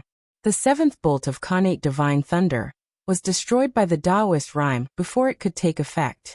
It was a top-tier Khanate spiritual treasure, the Great Spear of Destruction. This was a Khanate spiritual treasure born from the power of destruction that emerged after the collapse of Mount Buzhou, and the remaining power of the Chaos Demon God. There were 45 Khanate divine seals in it, and it had the power to destroy everything. It was another killing treasure. Indeed, Yuan was very extraordinary. He actually had 2 supreme-grade Khanate spiritual treasures, as expected of the innate saint born from Mount Buzhou. Very powerful. With the seal of mountains and rivers above his head, and the great spear of destruction in his hand, and the shadows of Mount Buzhou and the chaos demon god alternating behind him, Yuan was indeed extraordinary, and had the possibility of attaining the Tao. But unfortunately, his death was already sealed. This was because the true Panga lineage didn't want Yuan to live. In the beginning, everyone's hatred for Yuan came from the blood of the chaos demon god in his body. However, when they saw their figures appear behind Yuan, they made up their minds to kill him. Their bloodline could not be blasphemed.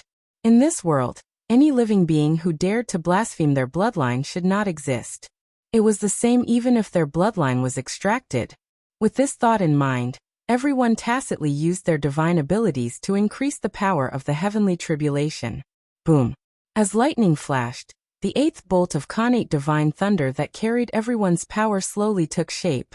At this moment, Yuan was completely unaware of the danger. With a precious treasure in his hand, he was already certain that he would successfully survive the heavenly tribulation and descend into the world. Rumble! The innate divine lightning struck down and Yuan smiled confidently. He held the great destruction spear in his hand and formed a scene of endless destruction as he stabbed it forward. P.S. Double monthly votes tomorrow. Begging for monthly votes. The tree at the door was blown away by the typhoon. Chapter 825. Boom. The spear collided with the Khanate lightning, and the power of destruction surged, easily shattering the Khanate lightning into pieces. However, At the moment when the Khanate lightning was destroyed, several mighty holy auras descended, directly crushing the power of destruction and enveloping Yuan at an extremely fast speed. Before he could let out a scream, Yuan's body began to disintegrate silently, turning into the purest essence energy of heaven and earth that scattered in all directions. At the same time, his Khanate true spirit was also shattering into specks of light that dissipated. Yuan had died. He did not die from the heavenly tribulation, but from the human tribulation. He was killed by Feng Zichen, the three pure ones, and the other Panga true disciples. Yes, it was very tragic, but also very impressive.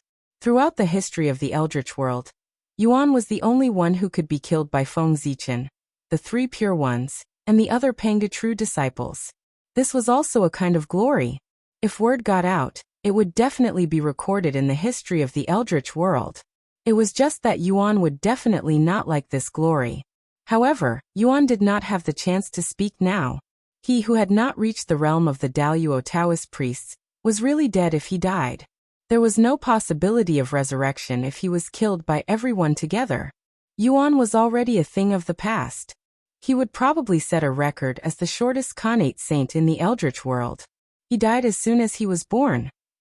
Seeing that Yuan was really dead, everyone's cold expressions slowly disappeared.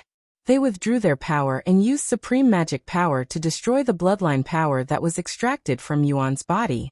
This bloodline had already been blasphemed, so of course, everyone would not take it back into their bodies, nor would they allow it to exist in the outside world. Therefore, destroying it was the best choice. After doing all this, as the oldest Panga true disciple here, the Grand Pure One thought for a while, and was about to make a conclusion. Fellow Taoists, the one who blasphemed the bloodline of Father God is dead. At this moment, Feng Zichen seemed to have sensed something and suddenly frowned. He felt that something was wrong. Now that Yuan was dead, not only did he not feel relieved, but a bigger shadow appeared in his heart, as if something bad was about to happen. At the same time, Feng Zichen also noticed that after Yuan died, the power he inherited from the legacy of Mount Buzhou did not dissipate, nor did it flow to Taoist Buzhou. Instead, it stayed where it was, as if it was waiting for something. Could it be that Yuan didn't die? This was impossible. If everyone attacked together, even Primordial Chaos Daluo Jinxian would die, let alone Primordial Chaos Daolord who had yet to reach the level of Taoist priests. Killing him would be as easy as flipping one's hand. There was no chance of survival. Even if Yuan was very special, it was the same. He was definitely dead. It was impossible for him to still be alive. But what was going on with the abnormality in front of him? With doubts in his heart, Feng Zichen looked towards the place where Yuan had fallen. Then he discovered a strange scene. He saw the mountain river seal and the great spear of destruction floating in the air motionlessly, with layers of Tao runes around them. Beside these two Dharma treasures was the essence chi of heaven and earth that Yuan had turned into after his death. They did not dissipate and merged into heaven and earth. Instead, they were suppressed by the two Dharma treasures and were stagnant on the spot. As he continued to look, he saw that there were specks of light floating in the essence chi of heaven and earth, emitting flickering Tao lights. Those were the fragments of the Khanate true spirit that Yuan had shattered. They did not dissipate and return to heaven and earth. Instead, they continued to be tightly entangled with the essence chi of heaven and earth that Yuan had turned into after his death. This is, with doubts in his heart, Feng Zichen could not help but interrupt the Grand Pure One. Wait, fellow Taoists, look, the situation has changed. Hearing that, everyone hurriedly looked in the direction that Feng Zichen indicated. Then they saw a strange scene. Like Feng Zichen, the three pure ones and the others did not understand what was going on. However, there were two people present who seemed to have seen through the trick. They actually shouted in unison, "Brother, you're the one who's going to die." Creation of living beings. From the voices, it was the Lady of Earth and Nuwa. Creation of living beings was not a strange term. Everyone understood what it meant when they heard it. It was the creation of life. According to the Lady of Earth and Nuwa, after Yuan died, his true spirit did not dissipate. It was actually nurturing living beings and recreating life. This can't I kill him? After killing Yuan, I will use his essence to create a new living being. Although it will no longer be the previous Yuan, this new living being can inherit everything from Yuan. It was equivalent to a different kind of eternal life. His body would not be destroyed, his true spirit would not be destroyed, and his essence would not be destroyed. However, a person's core intelligence would change. It shouldn't be to the extent of changing the core and not the outer core. With a thought, everyone stared at the ball of essence chi of heaven and earth. If it was really as everyone had guessed, then this Yuan was a little strange. He did not look like a normal living being. All of them had intellect, and everything else could be destroyed. However, this Yuan was the complete opposite of others. If his essence was not destroyed, his intelligence could be destroyed at any time. Such a living being could no longer be described as strange. No one doubted the truth of the Lady of Earth in Yua's words. This was because the two of them were supreme masters of the creation Tao. The Lady of Earth was known as the Mother of Earth. She had comprehended the creation Tao of nurturing all living beings from the Earth's virtuous bearing. On the other hand, Goddess Nuwa needed the Earth to create humans and living beings. She traced the true essence of living beings, and understood the creation Tao of creating life from the evolution of all living beings. Two top-notch existences of the creation Tao had set at the same time that Yuan's essence was in the creation of living beings. How could it be false? One person might be wrong, but how could two people be wrong at the same time? While everyone was puzzled, the ruins of Mount Buzhou changed again. In the deepest part of the ruins of Mount Buzhou, where the Chaos Fiend God was originally sealed, an extremely dense aura of destruction suddenly emerged. In the center of this aura of destruction, everyone saw streaks of holy brilliance circulating, exuding an astonishing aura of creation. Connate divine light of creation. As the saying went, when things reached an extreme, they would move in the opposite direction. In the extreme power of destruction, a wisp of the purest vitality was born. Connate divine light of creation. Swoosh, swoosh, swoosh. The connate divine light of creation flashed and surged toward the place where Yuan had fallen, brushing against the heaven and earth essence chi that he had turned into after his death. Then an astonishing change happened. Wisps of vitality spread out from the heaven and earth essence chi. Then, under the influence of an unknown force, the heaven and earth essence chi began to gather again, and gradually formed a human figure. Boom! Two hands appeared, one holding the great spear of destruction, and the other holding the great mountain river seal. Then, a pair of legs appeared and stood in the void. As soon as the limbs appeared, a body appeared, followed by a head. Gradually, a face that was identical to Yuan's appeared before everyone's eyes. However, although the face was the same, everyone knew that this was not the Yuan from before. He was already dead. This new Yuan had the same body, but his soul was completely different. Everyone watched silently as the new Yuan was born and did not interfere. Firstly, this new Yuan did not have their bloodline aura in his body, so everyone had lost their reason to attack. Secondly, the fate of this new Yuan was the same as his predecessors. They were both destined to die without a doubt. Everyone knew this, which was why they had been watching his birth coldly from the sidelines. He did not die from the heavenly tribulation or the human tribulation, but from an accident. After this living being was born, his strength was only at the connate Tao Lord level, which was the conventional standard of an innate saint. He did not have any heaven-defying performance. Therefore, he would not suffer a heavenly tribulation. After they had taken action and retracted their bloodline, everyone had lost the chance to continue attacking Yuan. Therefore, he did not suffer a human tribulation. However, he had an unexpected tribulation. How could the divine powers of Feng Zichen, the three pure ones, and the others be so easy to deal with? Yuan was only a Tao Lord of Tai. In front of their power, he did not even have the chance to resist before he was killed. After Yuan was killed, this power did not completely dissipate. It remained there, fusing with the heaven-earth Yuan chi that Yuan turned into after his death. In other words, after the new Yuan was born, this power lay dormant in his body. It was like a bomb that could explode at any time. Rumble. Flowers fell from the sky, golden lotuses sprouted from the ground, An endless divine light filled the world as if it was covered with a thin layer of golden gauze. It was exceptionally beautiful. Another anomaly, another anomaly. This was the phenomenon of the birth of an innate saint. This meant that the new Yuan was about to be born.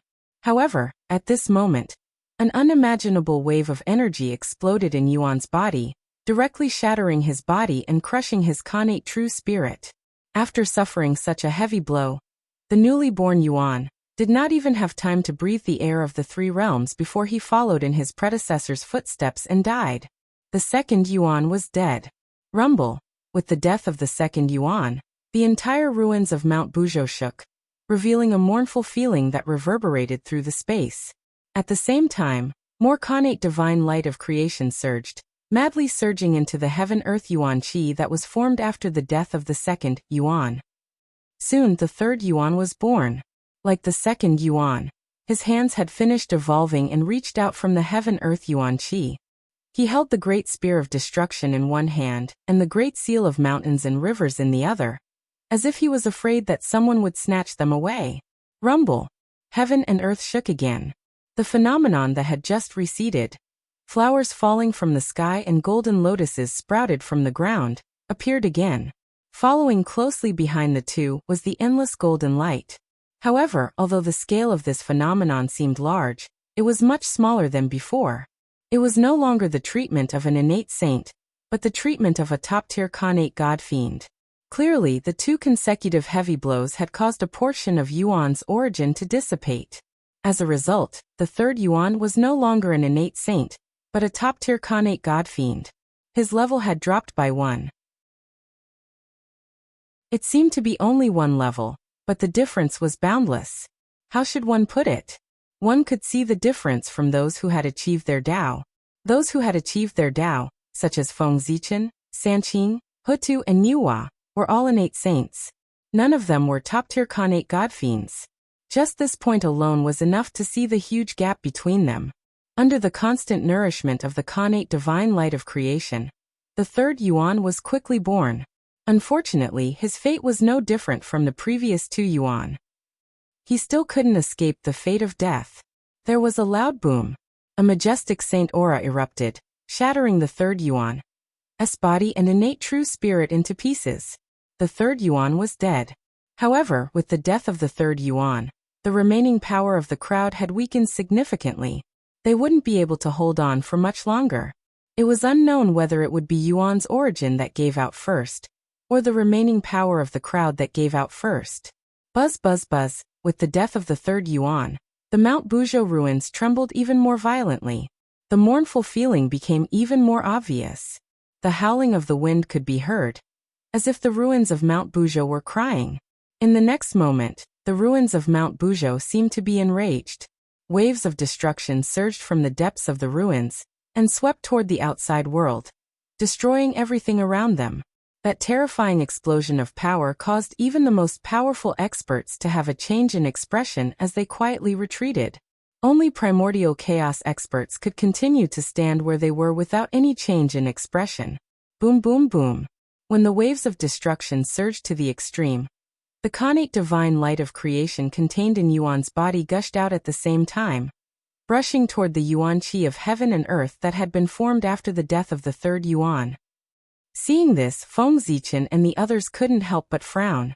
With such a powerful connate divine light of creation, their remaining power wouldn't be able to withstand it. However, after being destroyed 3 times in a row, Yuan's origin had also changed. As the saying went, things should not happen more than 3 times. The connate divine demons that had been born 3 times in a row had all died. At this moment, even with the support of so many connate divine lights of creation, Yuan's origin couldn't breed new connate divine demons. Every connate divine light of creation that brushed down would merge with a fragment of Yuan's true spirit, then carry a part of Yuan's origin, and evolve into little life forms. Seeing this, Feng Zichen and the others narrowed their eyes subconsciously. Seeing that it couldn't breed new connate divine demons, Yuan's origin changed its strategy. It no longer bred new connate divine demons, but divided the origin to breed little life forms, giving birth to a race. This was the Yuan clan, a race created by the Khanate origin after the death of the Khanate divine Yuan. They belonged to the Khanate race and were considered a Khanate race. At the same time, they inherited the power of the Panga divine branch and the Chaos demon divine branch, and were abnormally powerful.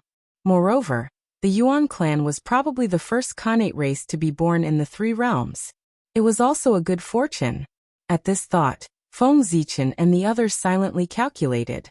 They realized that even if they detonated all of their remaining power, they wouldn't be able to kill all of the Yuan clan beings. The birth of the Yuan clan was inevitable. Thinking of this, they gave up on killing the Yuan clan and started thinking about how to scheme against them and use them for their own purposes. Possessing two great bloodlines at the same time, the Yuan clan was definitely very powerful and one of the top Khanate races. Suddenly, the human Tao Emperor's seal began to tremble violently in Feng Zichen's sea of consciousness. Chaotic chi surged out, forming mysterious images. P.S. To be honest, I want to release more chapters too. Don't I know that the royalties will double after I release more chapters? But up until now, I've basically written original works. I've been thinking about the plot every day, so I can't release more chapters at all. Moreover, when I wrote this book, I didn't expect to write so many words at all. I've already used up the outline. I can't promise anything, but I can say that I'll release as many chapters as possible if conditions permit. Chapter 826. The Chaos Bead. These images came from the Chaos Bead. The human Tao Emperor seal had been refined from Panga's finger bone, so it wouldn't use chaos energy at all. Only the Chaos Bead at the core of the seal would use chaos energy. Whoosh! Images flashed past, appearing clearly in front of Feng Zichen's eyes. That was what he saw made Feng Zichen frown involuntarily. He saw a strange race with 3 eyes and a pair of Khanate wings on their backs fighting the humans. Feng Zichen recognized their origins. They were the Yuan race, a Khanate race that had been reborn after Yuan's fall. Their appearances were extremely similar to Yuan. However, the divine eye on Yuan's forehead was the Chaos divine eye. The divine eye on the Yuan race's forehead was the Khanate divine eye. The wings on Yuan's back were the Chaos wings. The wings on the Yuan race's back were the Khanate wings. Although the gap between Chaos and Khanate wasn't as big as the gap between Khanate and acquired, it wasn't small either. Clearly, the Yuan race that had been reborn after Yuan's fall had degraded an entire level of bloodline.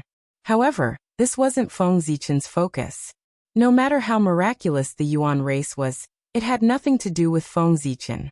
What he really cared about was why the Yuan race was fighting with the humans.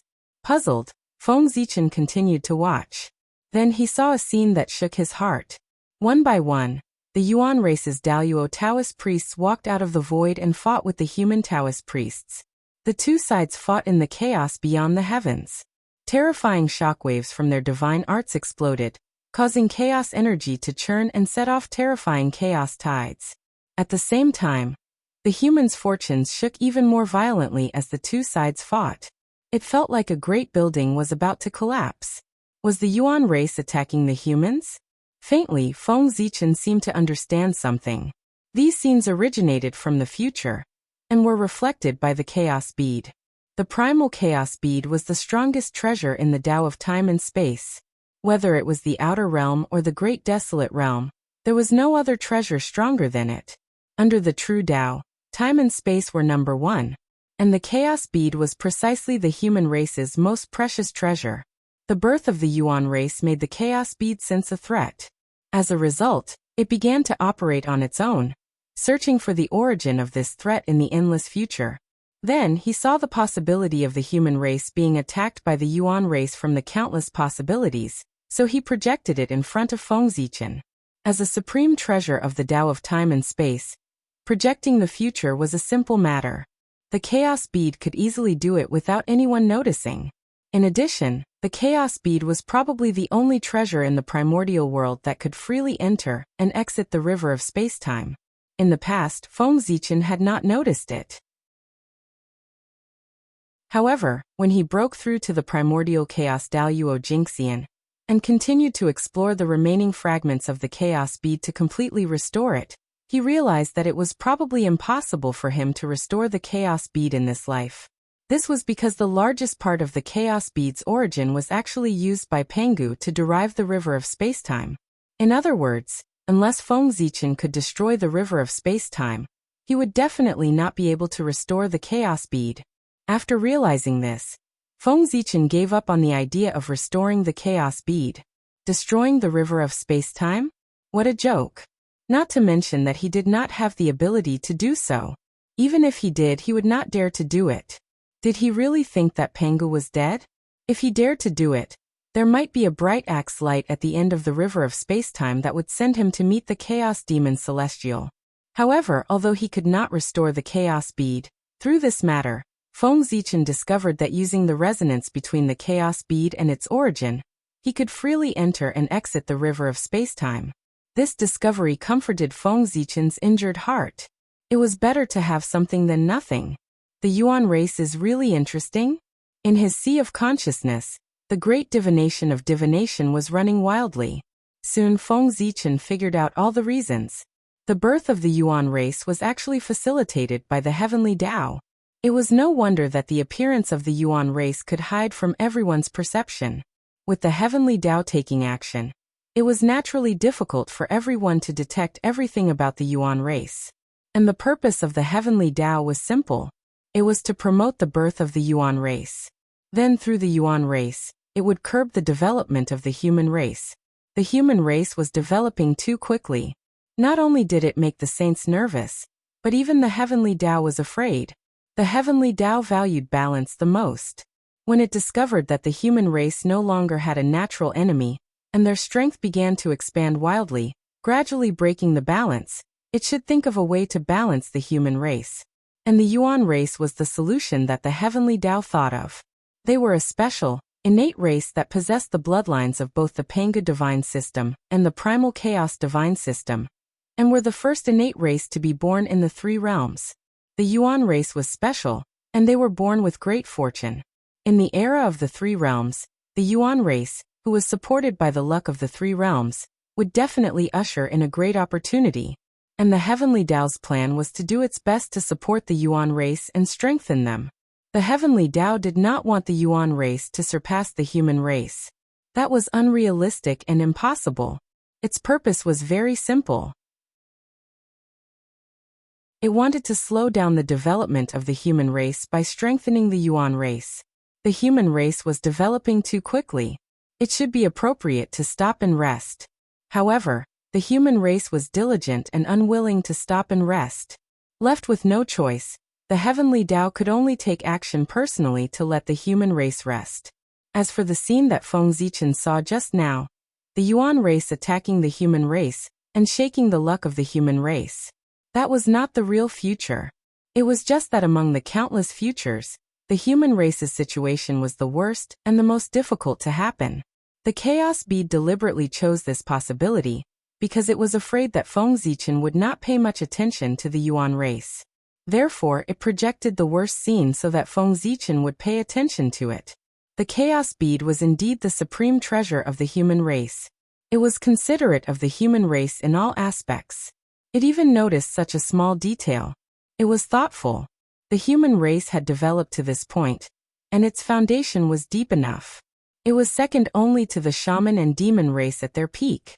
If it was overthrown by a small Yuan race that did not even have a Khanate godfiend, it would be the biggest joke in the primordial world. Not to mention Feng Zichen. Even the heavenly Tao did not dare to think so. Otherwise, he wouldn't have created the Yuan race to keep the human race in check. The Yuan race was just a stumbling block that the heavenly Tao used to hinder the development of the human race. The human race's true opponent was still the demon race. A centipede died but did not fall down. The heavenly Tao's focus was still on the demon race. It planned to nurture the demon race again, and use them to deal with the human race. The so-called Yuan race was just a tool used by the king to buy time for the demon race to develop. After thinking through all of this, Feng Zichen could not help but sigh in his heart. The heavenly Tao is indeed the heavenly Tao. In the end, I still underestimated it. To be honest, the heavenly Tao's operation was really a show of strength to Feng Zichen. It let him know who the real boss of the primordial world was. In this wave, the heavenly Tao had predicted all of everyone's predictions in advance. It had calculated that everyone would not let Yuan be born, and would definitely think of a way to kill it. Therefore, the heavenly Tao was at ease and boldly nurtured Yuan, a special Khanate god fiend that was destined to die. All of their actions were within the heavenly Tao's calculations. In fact, the heavenly Tao had even predicted the matter of snatching the number one living being in advance. At this moment, Feng Zichen could not help but feel a little regretful. If he had known about the heavenly Tao's plan, he would not have let Daoist Buzhou fight for first place that day. If Yuan had the luck of the number one living being, he might have survived today's death tribulation and truly been born. In that case, things would be much simpler. A person was easier to deal with than a group of people. Although Yuan was difficult to deal with, Feng Zichen had Daoist Buzhou, and was confident that he could suppress him for the rest of his life. However, it was much harder to suppress the Yuan race than to suppress a person. The heavenly Tao would really give Feng Zichen a difficult problem. If the heavenly Tao's plan really succeeded, then the human race would be passive. Unfortunately, although the heavenly Tao's plan was perfect, it still missed out. It did not expect that Feng Zichen actually had the space-time treasure, the chaos bead. The heavenly Tao's perfect plan was accidentally seen through by the chaos bead, allowing Feng Zichen to sense the flaw. Now the Yuan race had not been born, which meant that the heavenly Tao's plan had not succeeded. This gave Feng Zichen a lot of room to operate. As he thought about it, Feng Zichen already had the idea of destroying the heavenly Tao's plan. Didn't the heavenly Tao want the Yuan race to be born to check and balance the development of the human race? Feng Zichen did not want it to do as it wished. He wanted to stop the birth of the Yuan race to destroy the heavenly Tao's plan. This did not mean that Feng Zichen wanted to kill the Yuan race. This method was too crude and cruel. It did not match his character. Moreover, the price of doing so was too high. Killing a newly born innate race, and it was also an innate race that inherited the legacy of Mount Buzhou. If Feng Zichen really dared to do so, then he would probably welcome the last anger of Mount Buzhou. The terrifying power of the backlash might not be able to kill him, but it would definitely not let him have an easy time. It would be light if he was half dead. No matter how conceited Feng Zichen was, he would not think that his luck was higher than Mount Buzhou's, and that he could withstand its backlash without being injured. Therefore, Feng Zichen did not want to kill the Yuan race. There was no need to kill the Yuan race because Feng Zichen had a better way to deal with the Yuan race. After recovering from his thoughts, Feng Zichen suddenly took a step forward and said with a cold expression, "The bloodline of Pangu is supreme and cannot be blasphemed. Even the heavenly Tao cannot do that." As he spoke, Feng Zichen spread out his hands. The magic power in his body surged and absorbed the power of heaven and earth from all directions. It turned into the purest Khanate origin, and swept in the direction of the birth of the Yuan race. Turning the power of heaven and earth into origin was the method of primordial chaos Daoyuo Jingxian. Rumble. The power of heaven and earth origin spread out, and the vitality of heaven and earth that gave birth to the Yuan race was impacted and immediately shook violently. Crack. Crack. Affected by this, some of the divine fetuses of the Yuan race cracked as if they were about to split open. Rumble. The heavenly Tao was furious. An endless Khanate lightning filled the air. The ruins of Mount Buzhou were also furious, and there was a fierce roar. Great destructive power spewed out as if it was going to destroy heaven and earth. These scenes were targeted at Feng Zichen. They were warning him to immediately stop what he was doing and not to attack the Yuan race. But in the face of these two threats, Feng Zichen was completely unmoved. He continued to transform the origin of heaven and earth, and rushed to the place where the Yuan race was born. Crack. Crack. The cracking sounds from afar became denser. More divine fetuses of the Yuan race were shattered, but they did not die because of this. They just became weak. Therefore, although the heavenly Tao and the ruins of Mount Buzhou were angry, they did not really attack Feng Zichen. They only kept increasing their power to put pressure on Feng Zichen. To be honest, the heavenly Tao and the ruins of Mount Buzhou were also afraid. They were afraid that Feng Zichen did not have the intention to kill the Yuan race. He was just weakening the origin of the Yuan race, or delaying the birth of the Yuan race. But as they attacked Feng Zichen, it stimulated his rebellious mentality, forcing him to make up his mind to attack the Yuan race. Therefore, the heavenly Tao and the ruins of Mount Buzhou did not dare to attack Feng Zichen. The rest of the people looked at the scene in front of them in confusion. They did not know what was wrong with Feng Zichen, and why he suddenly attacked the Yuan race. However, the Grand Pure One, who had the highest realm, saw Feng Zichen's actions. He frowned and pondered. At a certain moment, when cracks appeared on all the divine fetuses of the Yuan race, Feng Zichen felt that it was about time. He withdrew his power and stopped transforming the origin of heaven and earth. Instead, he used his divine ability to guide the origin of heaven and earth that he had transformed into through the cracks on the divine fetuses of the Yuan race, surging into the living beings inside. Buzz, buzz, buzz. After absorbing the origin of heaven and earth, the Yuan race living beings in the divine fetuses, who had become extremely weak, suddenly surged with powerful vitality. With their origin strengthened, they were undoubtedly stronger. Huh? Feng Zichen's strange actions puzzled the onlookers. What was going on this time? Wasn't he going to attack the Yuan race? Why did he suddenly strengthen the origin of the Yuan race? Was he going to help the Yuan race, so that they could be born in a stronger state? This is, unlike the onlookers, Goddess Nuwa and Goddess Huda both thought of a possibility after seeing Feng Zichen's actions. Their expressions became strange. Extract.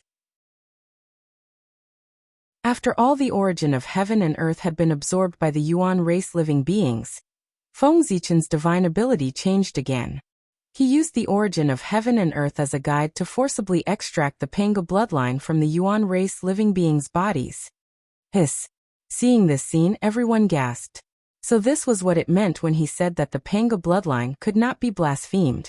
He was forcibly extracting the Panga bloodline from the Yuan race living beings. He had vented his anger, but would the heavenly Tao allow it? Boom.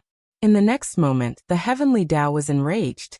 A purple vertical eye appeared and stared coldly at Feng Zichen. Heavenly Tao, you've gone too far. Blaspheming the Panga bloodline is making an enemy of the Panga bloodline. Even if you're the heavenly Tao, you can't bear this price. P.S. Brothers, I beg for monthly votes. On the monthly votes list, this book is being pressed to the ground by a new book. Damn it, I don't know whether to be happy or sad. It's the end of the month. I have a wish. I want 2,000 monthly votes. Can you satisfy me?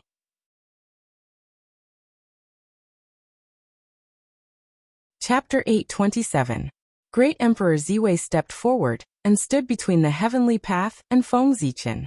The aura around him surged, resonating with the untainted world and the boundless starry sky, emitting boundless pressure. At this moment, Great Emperor Ziwei had Panga's righteousness. Even when facing the heavenly path, he showed no fear. Being threatened like this, the heavenly path was naturally enraged. The innate lightning that gathered in the sky became even more powerful, emitting a world-destroying pressure.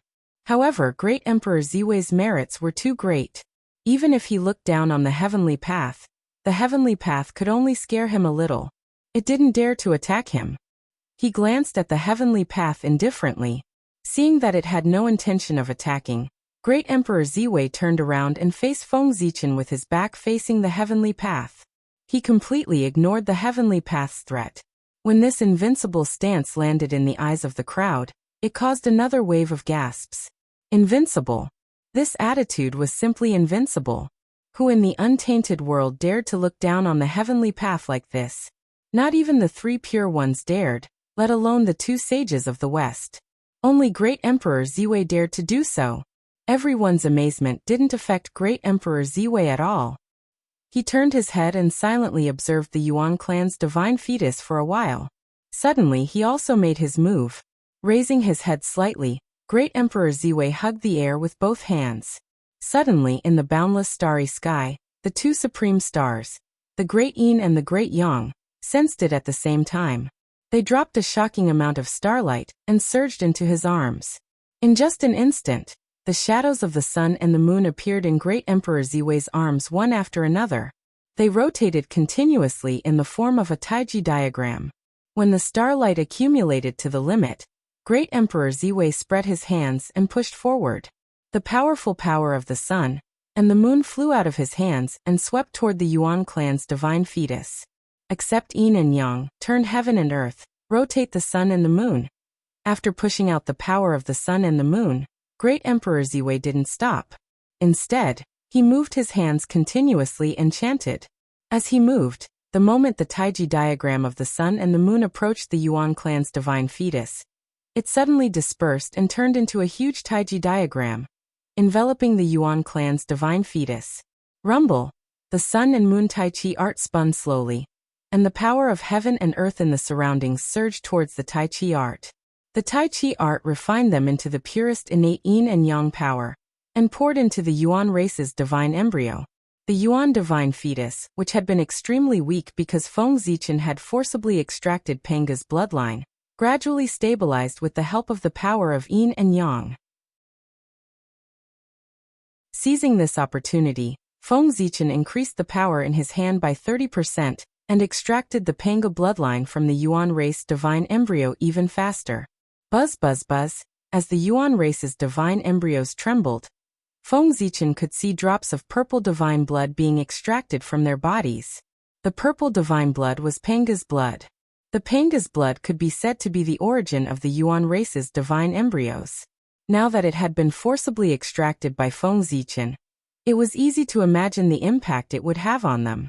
Even with Great Emperor Ziwei's innate power of yin and yang to maintain their vitality, they were gradually showing signs of collapse. Rumble! Sensing that the Yuan race was in mortal danger, the heavenly law was still hesitating whether or not to attack Great Emperor Ziwei. On the other side, the ruins of Mount Buzhou could wait no longer.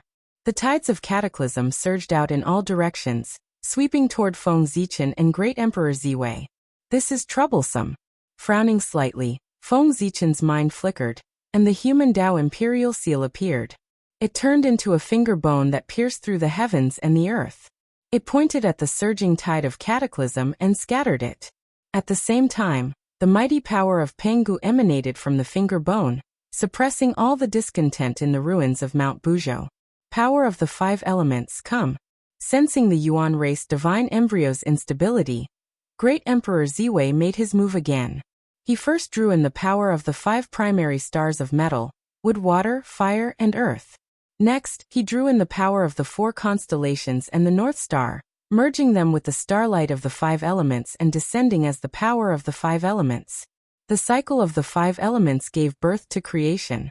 As soon as the power of the five elements descended, it evolved into the power of creation of the five elements and surged into the bodies of the Yuan race divine embryos, stabilizing their life origin.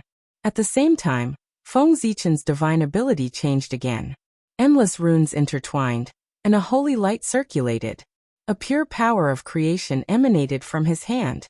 This was the supreme divine ability ranked first among the 36 great divine abilities of the Heavenly Dipper. Creation manipulation. It was also the divine ability that Queen Yuhua had used to create the human race. Today Feng Zichen used it. His purpose was self-evident. He wanted to use this divine ability to create a new race. The power of creation surged and spread out from Feng Zichen's hand, acting on the Penga bloodline that he had extracted from the Yuan race divine embryo. That's right, Feng Zichen wanted to use the Penga bloodline as the foundation to create a new race. The Penga bloodline in the Yuan race originated from Mount Buzhou. However, Mount Buzhou had been destroyed. Even if there was Penga bloodline left in the ruins, it did not have much power. Therefore, it could only derive Yuan. Taoist Buzhou was different. Although there was not much Penga bloodline in the body of Taoist Buzhou, the boundless starry sky had transformed into a Penga divine being. It nourished him day and night with the power of Pengu, causing the bloodline in his body to strengthen day by day. For this reason, Taoist Buzhou was born as the orthodox Penga bloodline. However, Yuan did not have such treatment. From the moment he was born, the bloodline of Pengu in his body was constantly weakened by the bloodline of the chaos demon god. When he was born, the bloodline of Pengu was at most comparable to that of a primordial grand wizard, but it could not be compared to that of an ancestral wizard. Then the third generation of Yuan died, and his bloodline deteriorated again, giving birth to the Yuan race. At this time, the bloodline of Pangu in their bodies had been weakened to an extremely low level. Not to mention being comparable to the wizard tribe, it was already considered good to be comparable to the wizard tribe, a branch of the human tribe. However, Feng Zichen did not expect them to be strong when he created the race with the bloodline of Pangu. His fundamental purpose was to destroy the plan of the Heavenly Way. Didn't the Heavenly Way want to give birth to the Yuan race, to become a stumbling block on the path of the human tribe's development? Well, Feng Zichen directly divided the Yuan race into two races. A race that was completely dominated by the bloodline of Pangu, and a race that was completely dominated by the bloodline of the Chaos Demon God. In this way, the plan of the Heavenly Way was self-defeating. Moreover, in order to prevent the two races from combining and giving birth to the Yuan race with the bloodline of the two races, Feng Zichen also planned to sow discord between the two races and make them enemies for generations. One belonged to the Pangu divine branch, and the other belonged to the Chaos Demon God branch. They were simply natural enemies. Even without Feng Zichen's instigation, the two races would fight. From the moment the two races of the same origin were born, they would be mortal enemies. Wasn't this very interesting? After the two races were born, they only wanted to get rid of each other. They could not wait to form an alliance with the human tribe. Why would they choose to be enemies with the human tribe? Seeing Feng Zichen perform the mediation of good fortune, everyone immediately understood what he was planning, and could not help but be amazed by his idea. However, this idea was very good, but it would not be so easy to achieve. Even if the bloodline of Pangu had been weakened countless times, it was still quite extraordinary. It would not be so easy for Feng Zichen to evolve it into a connate life form. Rumble. The power of creation gushed out wildly from Feng Zichen's body, exerting all of it on the bodies of Pangu's bloodline, pushing them to evolve and transform into living beings. Unfortunately, the effect was not very ideal. Although the Pangu bloodline was changing, the effect was very slow. Feng Zichen had worked hard for a long time, but only managed to give birth to a wisp of life aura. There was still a long way to go before the Pangu bloodline completely evolved into a life form. At this time, the Heavenly Way saw that its plan had failed, so it could no longer hold back. It directly activated the apocalyptic divine thunder and blasted it towards Feng Zichen. It could not attack Ziwei the Great, but it did not mean that it could not attack Feng Zichen. Compared to Ziwei the Great, Feng Zichen's merit was still a little lower. At this time, Feng Zichen was fully activating the supreme magic to mediate good fortune. He did not have much energy left to resist the apocalyptic divine thunder of the Heavenly Way. Rumble. The apocalyptic divine thunder blasted down. Every strike was equivalent to the full-strength strike of a ninth heaven of chaotic essence expert. Its power was terrifying, and it emitted terrifying destructive waves. At this critical moment, the great Taoist priest's mark appeared between Feng Zichen's eyebrows. Majestic Pangu's Tao might spread out, directly weakening the apocalyptic divine thunder's power by 50%. At the same time, the human Tao divine ring appeared, once again weakening the apocalyptic divine thunder's power by 20%. The 10,000 spirit crown and the human Tao imperial insignia bloomed at the same time, emitting astonishing power. They each blocked 10% of the apocalyptic divine thunder's power. With this added together, the apocalyptic divine thunder's power had been reduced by 90%. Only 10% of its power blasted onto Feng Zichen's body, and its power could only tickle him. However, the Heavenly Way's attack was constantly increasing. Feng Zichen could easily block it now, but after a while he might not be able to. Therefore, he had to think of a way to turn Pangu's bloodline into a living being as soon as possible. Thousands of thoughts appeared in his mind, and Feng Zichen quickly came up with a plan. He rolled his eyes and suddenly shouted to the onlookers, "What are you waiting for, fellow Taoists? Are you just going to watch the show from the sidelines? Could it be that Save Me and fellow Taoist Ziwei are members of the Pangu Divine Branch, but none of you are? If not, why would you be so indifferent when someone is messing with the inheritance of the Pangu Divine Branch? Fellow Taoists, the birth of the Yuan race is not a matter of me, Zichen, alone. It is a matter that affects the entire Pangu Divine Branch. The inheritance of the Father God cannot be messed up. The bloodline of the Father God cannot be blasphemed. In that case, what are you waiting for? This was the plan that Feng Zichen came up with, the strategy of moral kidnapping. With his power alone, he could not induce the growth of the Panga's bloodline in a short period of time, so he would combine the power of everyone. In this way, he would definitely be able to turn the Panga's bloodline into a living being at the fastest speed. It was not difficult at all for Feng Zichen to persuade the crowd to take action. This was because the birth of the Yuan race would not mess up the inheritance of the human race, but the inheritance of the Panga divine branch. Everyone present, except for Zhuanti, was a member of the Panga divine branch. No one could stay out of this matter. As long as Feng Zichen raised the banner of the Panga divine branch, even if everyone was unwilling, they would have to take action. This was because if they did not take action, they would be denying their own origins and cutting themselves off from the Panga divine branch. Fellow Taoist Gaochen is right. If you don't take action now, when will you? Fellow Taoist Taiqing, you are the leader of the Panga divine branch and have the highest seniority. Why don't you take the lead and make a statement? At this moment, Great Emperor Ziwei also turned his head and said to Saint Taiqing, forcing him to make a statement. Good fellow, one person played two roles and forced Saint Taiqing and everyone else to roast on the fire. Feng Zichen was really something.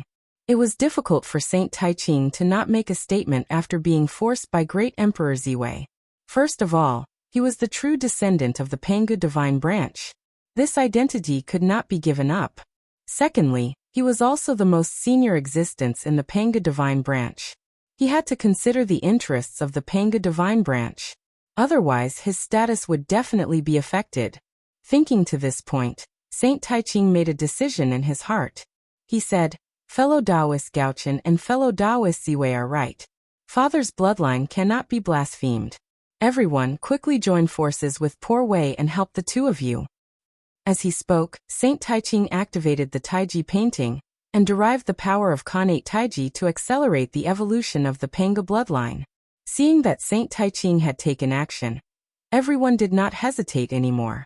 They used all sorts of methods to help Feng Zichen and fellow Taoist Ziwei to derive the Panga bloodline. The moment everyone joined forces, the Panga divine system's providence, which had originally been scattered into a ball, directly condensed into a stalwart figure that was faintly discernible behind everyone. Boom! An unimaginable power erupted and destroyed the apocalyptic divine lightning. Then it blasted onto Heavenly Tao's body without reducing its momentum, sending him back to the Heavenly Tao space. On Feng Zichen's side, he had the help of everyone, especially Goddess Niwa and Goddess Hutu, the two grandmasters of the Tao of creation. Panga's bloodline quickly evolved, and vitality spread out. Soon, innate divine embryos were born to deal with the Yuan race's divine embryos. After another 100 years, the two divine embryos shook at the same time, and a rich vitality spread out. Ka ka ka. Then there was a series of cracking sounds. The divine embryos split open one after another, giving birth to two special innate races. One was born with 3 pupils, and was enveloped in innate spiritual light. It was obvious that he was born from Panga's bloodline. Although the other was in human form, he had a pair of huge wings on his back. His entire body was surrounded by a murderous aura. It was obvious that he was born from the Chaos Fiend God's bloodline. Rumble. It was also at this moment that Heavenly Tao, which had been sent back to the Heavenly Tao space, appeared again. An inexplicable power hung down and turned into 2 innate divine patterns that fell toward the 2 races. This was the name that Heavenly Tao gave to the new races. Those that originated from Panga's bloodline were called the Primordial God race, while those that originated from the Chaos Fiend God race were called the Primordial Demon race. It was a very vivid name, and its origin was clear at a glance. However, Feng Zichen was not satisfied. The race that was born from Panga's bloodline was created by him. Why did the Heavenly Tao have to name it? Moreover, he did not want this race to be related to the Yuan race that did not exist at all. P.S. Please give me a guaranteed monthly ticket tomorrow.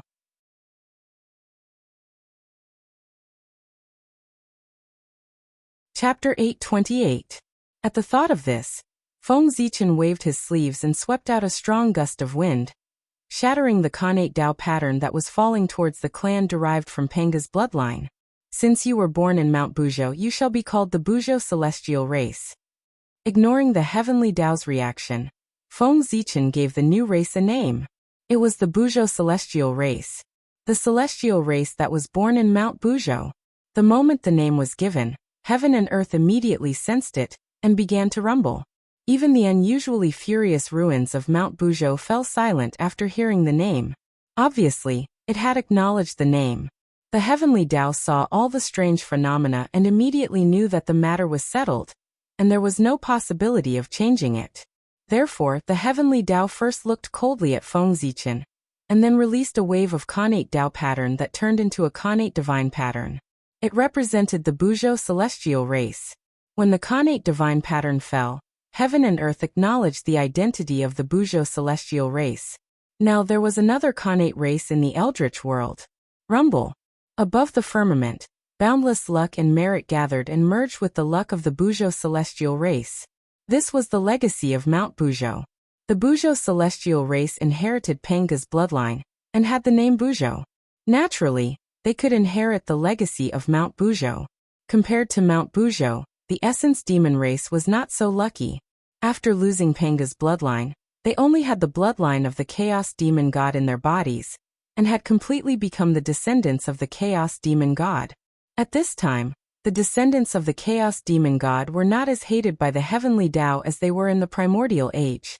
On the contrary, their tragic situation attracted the pity of the Heavenly Dao, and it was prepared to secretly support them. However, at this time, the pity of the Heavenly Dao obviously had no effect, because the one who wanted to deal with the Essence Demon race was none other than the ruins of Mount Buzhou that gave birth to them. In terms of hatred for the Chaos Demonic Gods, who among the people present hated the ruins of Mount Buzhou more than they did? Mount Buzhou was destroyed by the corrosion of the Chaos Demonic God on the surface, but in reality, Mount Buzhou was destroyed by the corrosion of the Chaos Demonic God. With such a great enmity, the Mount Buzhou ruins hated the Chaos Demon Gods very much. They wished that they could all die. Therefore, how could the descendants of the Chaos Fiend God, the Primordial Demon Clan, fare well in front of the ruins of Mount Buzhou? He had defended the Yuan race earlier because they had Panga's bloodline in them, but the Yuan race did not. If that was the case, why would the ruins of Mount Buzhou shelter the Prime Devil Clan? He couldn't wait to kill them. Rumble. Boundless resentment gathered in the sky and surged toward the Primordial Demon Clan, entangling them tightly. This was the resentment of Mount Buzhou. The resentment that could not be erased after its destruction. The Buzhou God clan had inherited the fate and merit left by the ruins of Mount Buzhou, and could enjoy its legacy. The only thing the Primordial Demon Clan could inherit was the resentment of Mount Buzhou. This resentment was the curse of Mount Buzhou on the Chaos Demonic God. It would entangle every living being of the Primordial Demon Clan, until they became Primordial Daoyuo Jinxian, or died completely. Feng Zichen could not tell what kind of effect this resentment would have on the Primordial Demon Clan at the moment. He could only roughly tell that with the resentment of Mount Buzhou, the Primordial Demon Clan would probably never be able to set foot on the earth in this lifetime. Mount Buzhou was the foundation of the earth and the ancestral bloodline of the untainted land. Being cursed by it, they would be hated by the entire untainted land, and would never be able to set foot on the earth in this lifetime. Once they touched the earth, they would be eroded by the evil spirit of the earth, which would enter their souls and destroy all vitality. How pitiful! And this was only one of the many side effects of being cursed by Mount Buzhou. As for the rest, before Feng Zichen could see clearly, the Primordial Demon Clan had already disappeared. Why did they disappear? Naturally, it was because the Heavenly Axiom was worried that they would be secretly killed by the people present if they continued to stay here. Therefore, the Heavenly Axiom directly used its magical power to secretly send the Primordial Demon Clan away, and used supreme means to cover their tracks, making it impossible for the people to divine their whereabouts. From this, it could be seen that the Heavenly Axiom was still unwilling to give up. It still pinned its hopes on the Primordial Demon Clan, believing that they could hinder the development of the human race. What a joke. It was just the Primordial Demon Clan. If they had not been cursed by Mount Buzhou, they might have had a chance to rise again. But now that they had been cursed by Mount Buzhou, they would never have a chance to rise again in this lifetime. It was even to the extent that whether they would be able to survive in the 3 dimensions was a question that was worth considering. Being hated by the earth and unable to set foot on the earth in this lifetime. If such a race could rise again, wouldn't it mean that the other races were useless? The heavenly axiom was too confident. However, it was better to be safe than sorry. What if the heavenly axiom had some tricks up its sleeve that it did not know about? It had to be guarded against. More preparations had to be made. Everything had to be prepared. This was the reason why Feng Zichen had not failed so far. At that thought, Feng Zichen suddenly turned to the people of the Buzhou divine clan not far away and asked, "Did you see the primordial demon clan that just left?" The first member of the Buzhou divine clan to be born heard Feng Zichen's question, and hurriedly stepped forward and bowed respectfully. Reporting to Godfather, "We saw them." Godfather. That's right, Godfather. Although the Buzhou divine clan was created by everyone's joint efforts, Feng Zichen had contributed greatly. Moreover, if Feng Zichen had not extracted the Panga bloodline from the primordial demon clan, the Buzhou divine clan would not have been born and everyone would not have worked together to create this clan. For this reason, it was not a problem to say that the Buzhou divine clan was created by Feng Zichen. It was also because of this that it was completely reasonable for the people of the Buzhou divine clan to address Feng Zichen as Godfather. No one could find fault with that. Feng Zichen did not deny that person's address. He nodded and said, "It's good that you saw them. You have to remember that they are your natural enemies, your natural enemies. If you see them in the future, if you have the ability to kill them, do not hesitate to kill them directly. If you don't have the ability to kill them, then avoid them, lest you fall into their hands and suffer a fate worse than death." Feng Zichen's words were not meant to frighten them, nor were they meant to deceive the Buzhou divine clan. There was a reason behind them. The 2 clans were indeed natural enemies. This was something that Feng Zichen had discovered by accident when he was calculating the effects of Mount Buzhou's curse on the primordial demon clan. The primordial demon clan's method of dispelling Mount Buzhou's curse was actually on the Buzhou divine clan. This was also the reason why the 2 clans were mortal enemies. After hearing Feng Zichen's instructions, the first person of the Buzhou divine clan did not understand, but he still said respectfully, "We will remember Godfather's words and will not dare to forget them. If we meet the primordial demon clan in the future, we will definitely kill them." Afraid that the Buzhou divine clan did not understand the gravity of the situation, and did not take his words to heart, Feng Zichen reminded them again, and explained the reason.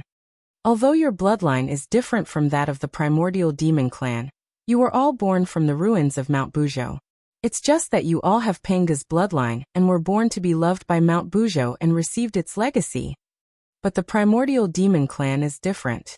Possessing the bloodline of the chaos fiend god, they were born to be disliked by Mount Buzhou, and were cursed by Mount Buzhou to never set foot on the earth. The primordial demon clan was born with misfortune and should have been exterminated. But the heavens were kind and not only saved their lives, but also told them a way to dispel the curse of Mount Buzhou. At this point, Feng Zichen looked at all the Buzhou divine clan members and said, "That way is you all. As long as they devour your bloodline, the primordial demon clan will undergo an astonishing transformation, and dispel the curse of Mount Buzhou in their bodies.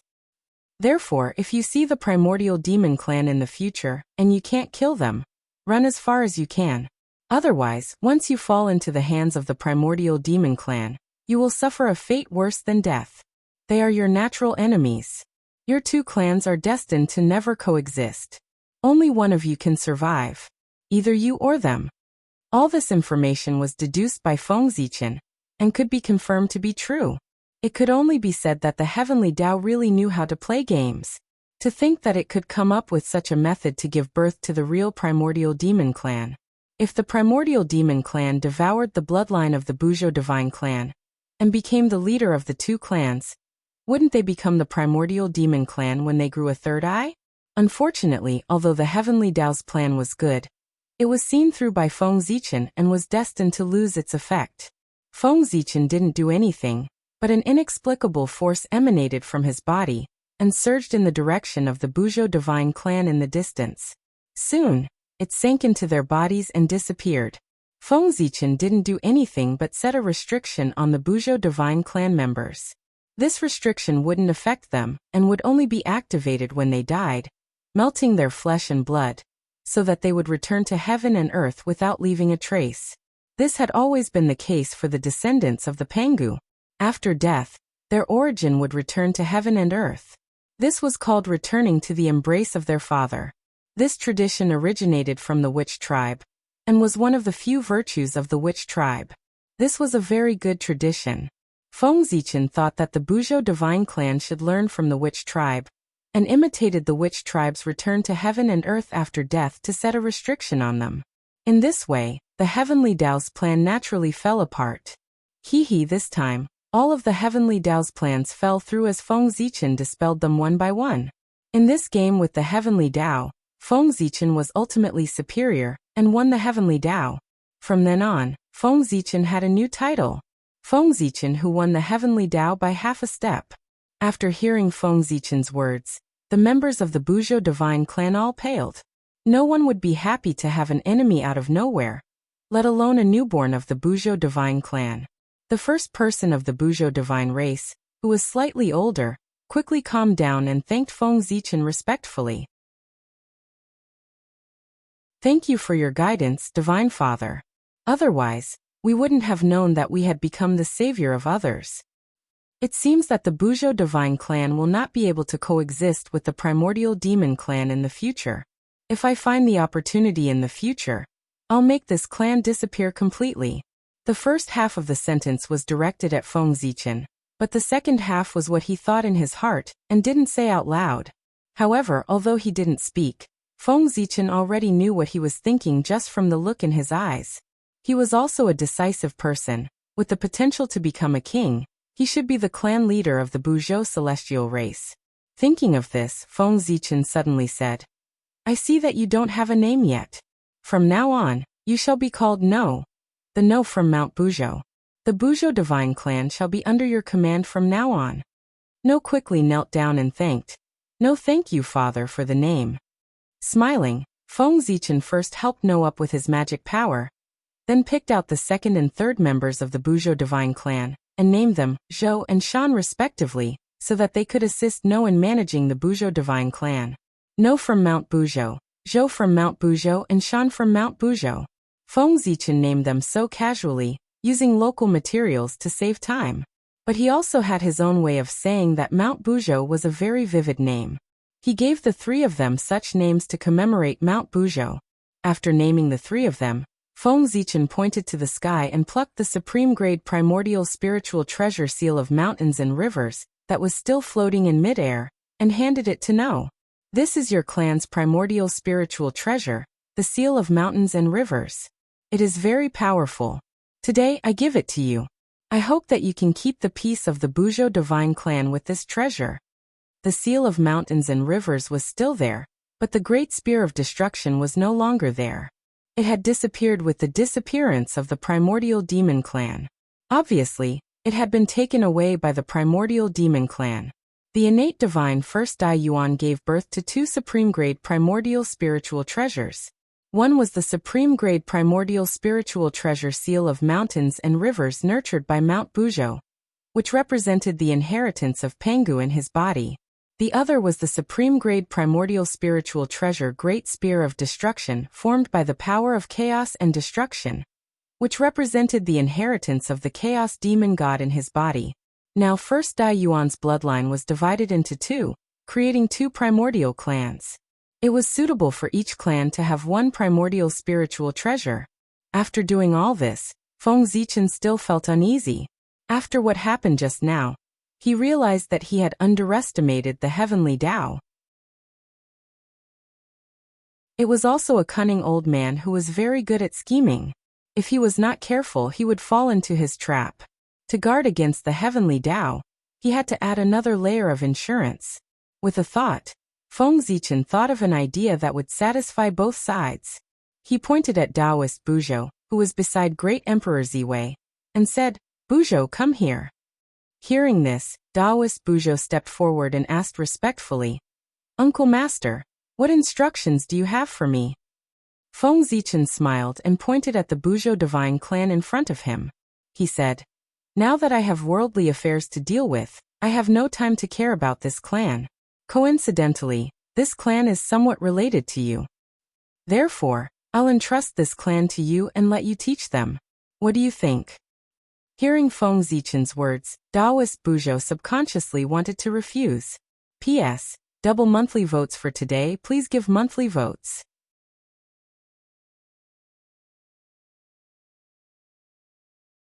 Chapter 829. It wasn't that he didn't like the Buzhou divine clan, but Taoist Buzhou had just been born and didn't know anything. He was still fumbling around, so how could he teach others? However, before Taoist Buzhou could refuse, Great Emperor Ziwei reprimanded him. "Child, you are so ignorant. Your uncle master is giving you a great opportunity. Hurry up and thank him." What great opportunity? The Buzhou divine clan was born with part of the legacy of Mount Buzhou. They had the remaining luck and merit of Mount Buzhou, which was what Taoist Buzhou needed to achieve Tao. Now, the Buzhou divine clan had been recognized by heaven and earth, and had become a part of the three realms. Outsiders couldn't kill them for no reason.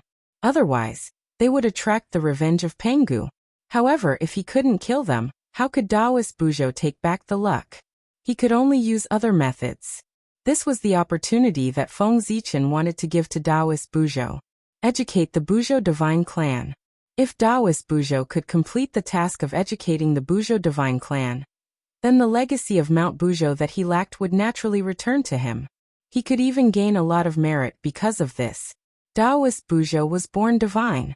At first, he might not have understood the deeper meaning of Feng Zichen's actions. However, after being reminded by Great Emperor Ziwei, he immediately understood. He quickly cupped his hands and thanked him. "Thank you for your help, Uncle Master." Then Taoist Buzhou promised, "Leave the Buzhou divine clan to me. Don't worry, Uncle Master. I won't let them suffer." Seeing this, Feng Zichen nodded and said with a smile, "You and the Buzhou divine clan are of the same origin. I am indeed relieved to leave them to you. Moreover, you are Taoist Ziwei's disciple. In this vast untainted world, his name is much more useful than mine. With his protection, as long as you don't go overboard, no one will dare to find trouble with you even if you want to in the three realms." After being teased by Feng Zichen, Taoist Buzhou quickly said, "You must be joking, Uncle Master. How can I be a bully?" Although he said that, Taoist Buzhou was still shocked by Feng Zichen's words. As a newborn, he instinctively knew that his master was very strong. However, he didn't know how strong his master was. The so-called heavenly Tao's inheritance stopped at the Taoist priests, which meant that the Tao's inheritance could only reach the level of the Daoyuo Taoist priest's Taoist. Taoist Buzhou's the Taoist Tao, and the primordial Daoyuo. The newly born innate gods weren't aware of it as they didn't have it in their heritage, and had no use for it. In the eyes of Taoist Buzhou, who was just a Tai Jingxian, the primordial Taoist priests were already unattainable figures. He felt that his master should be the Daoyuo Taoist priests, and he should be one of the best. However, at this moment, with Feng Zichen's words and what Taoist Buzhou saw just now, a doubt lingered in his heart. Was his master really just the Daoyuo Taoist priests? It was not written in the inheritance that the Daoyuo Taoist priests had the power to fight against the heavenly Tao. Thinking of the scene of his master facing the heavenly Tao alone just now, Taoist Buzhou couldn't help but be fascinated. Moreover, Martial Uncle had just said that master's reputation was very great, enough to protect him without any scruples. What did this mean? It meant that his master was very strong, and was a figure at the top of this world. Otherwise, how could he be so strong? This world was much more mysterious than he had imagined. Taoist Buzhou thought silently as he looked at the terrifying figures beside him who he couldn't see through but were like the incarnations of the great Tao. Were these people really the Daoyuo Taoist priests? Or was the Daoyuo Taoist priests really that strong? Just as Taoist Buzhou was imagining things, Great Emperor Ziwei spoke. "Fellow Taoist Gaochen, don't talk nonsense. In terms of reputation, how can I be compared to you? Let me ask all the fellow Taoists present, who would dare to provoke you? Your reputation is great. Even the Tao ancestor would frown when he heard your name.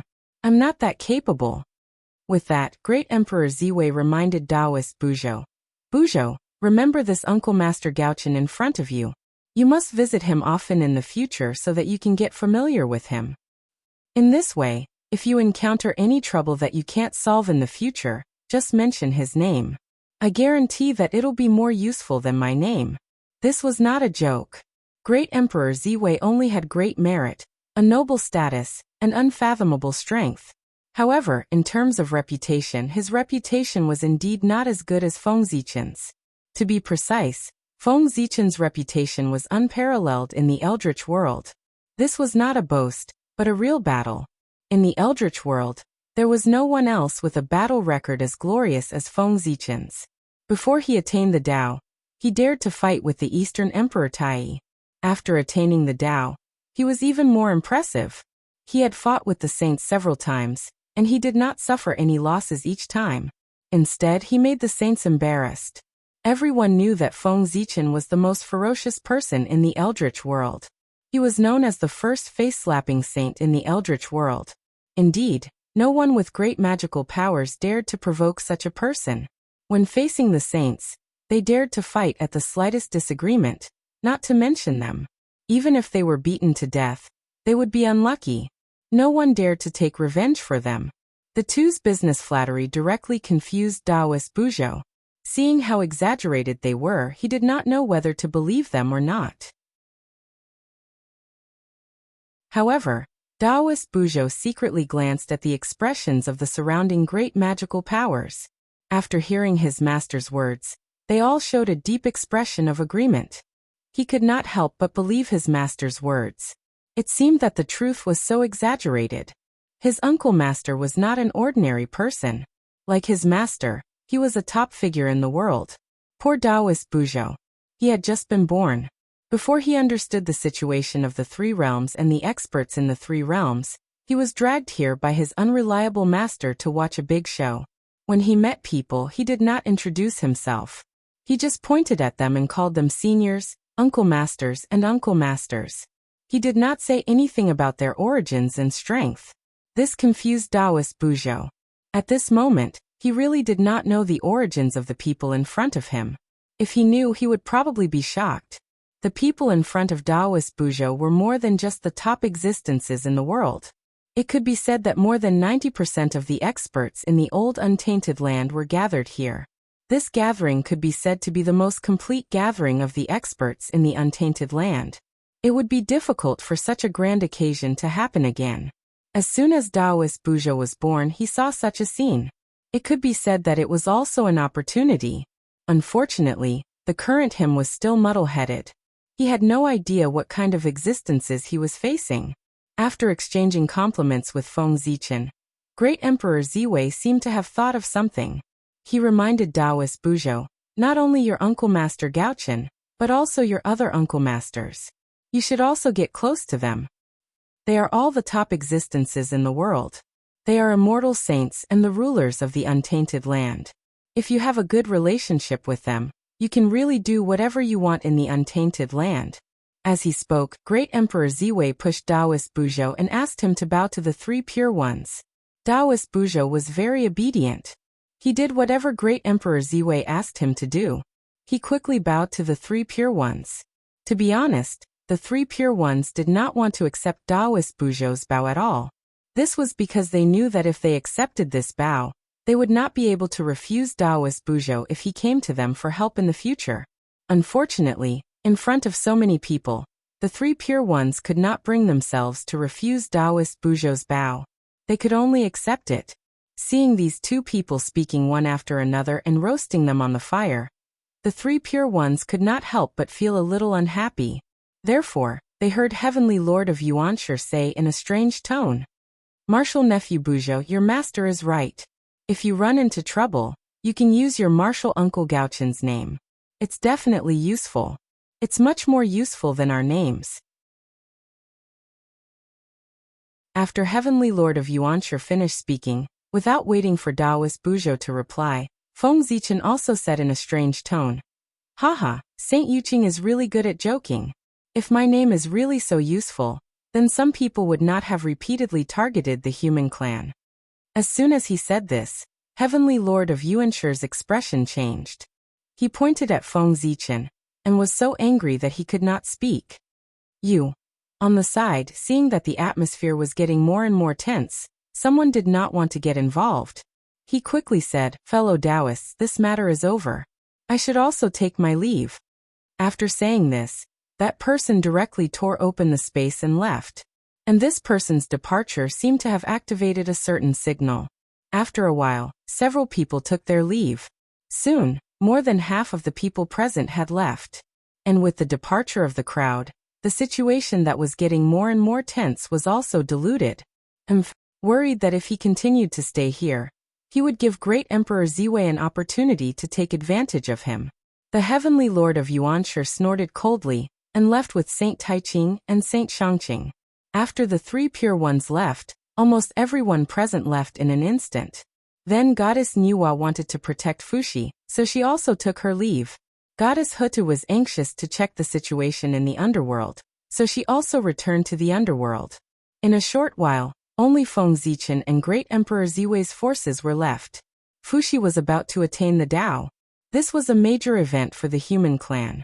Feng Zichen, the sacred emperor of the human clan, was bound to have a training ground. For this, he also proposed to leave. Taoist Ziwei, I'll leave Buzhou God clan to you. I still have something to do, so I'll take my leave first. With that, Feng Zichen directly left with Shino and Xianyuan. After Feng Zichen left, Great Emperor Ziwei was not in a hurry to leave. Instead, he looked at the ruins of Mount Buzhou under his feet. Sigh. To think that the former Holy Land would end up like this. It's really sad. Looking at the ruins of Mount Buzhou that were filled with murderous aura, resentment, and destructive power, Great Emperor Ziwei couldn't help but shake his head. Then he stretched out his hand and drew in the void repeatedly. Endless starlight was drawn from the boundless starry sky, forming an innate four spirits formation that sealed the ruins of Mount Buzhou. Rumble. The moment the innate four spirits formation was formed, endless power of earth, fire, water, and wind surged. The entire void began to close, sealing the ruins of Mount Buzhou and gradually disappearing. In this place, the chi of the chaotic demon god and the power of Pengu collided and conflicted with each other, producing a large amount of destructive power. If ordinary Daoyuo Taoist priests came here, they would probably die here if they were careless. In order to prevent future generations from accidentally entering this place without knowing the danger, and also to prevent the incident of the Yuan clan from happening again, Great Emperor Ziwei decided to seal the ruins of Mount Buzhou, and not let this place appear in the world. At the same time, Great Emperor Ziwei had another purpose for sealing this place with the innate four spirits formation. He was trying to convert the power of the four spirits through this formation, and then use the power of earth, fire, water, and wind to continuously baptize this place and slowly refine the power of the chaotic demon god here, returning it to chaos and restoring Mount Buzhou to its former glory. Although the power of the chaotic demon god was strong, its power came from chaos after all. Great Emperor Ziwei used the power of earth, fire, water, and wind to create chaos, using chaos to break chaos. Sooner or later he would be able to refine it all. It was just that this would take a long time, so he had to wait slowly. However, there was no hurry. At Great Emperor Ziwei's level, time had lost its meaning. He could wait slowly. Let's go.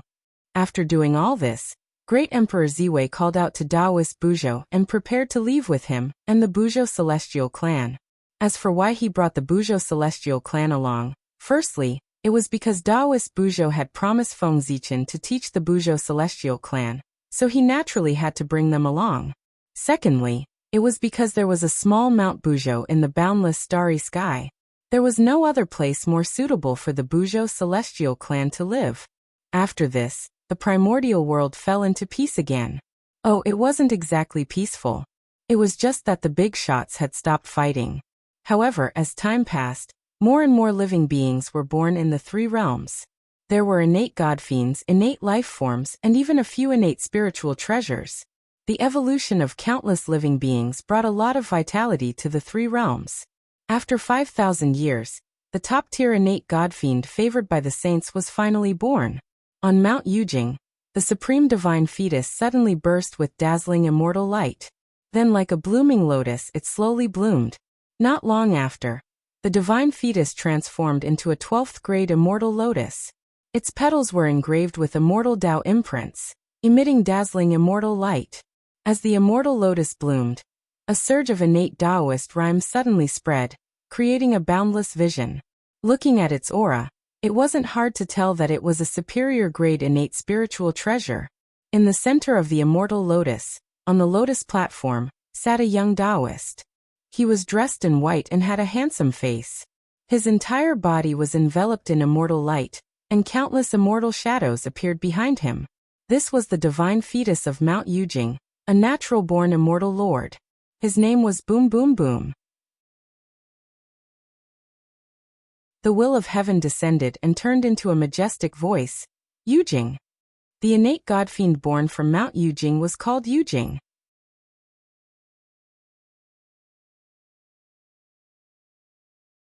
Chapter 830. Since he was born with the destiny of the celestial way, Yujing's fortune naturally exceeded that of the connate god-fiends. After he was born, the purple clouds on Mount Yujing suddenly trembled and condensed into a ball. They turned into a celestial talisman and landed in his hand. The purple cloud celestial talisman was formed by the purple cloud palace's aura combined with the connate purple cloud. Internally, this talisman could calm one's mind and block all external demons.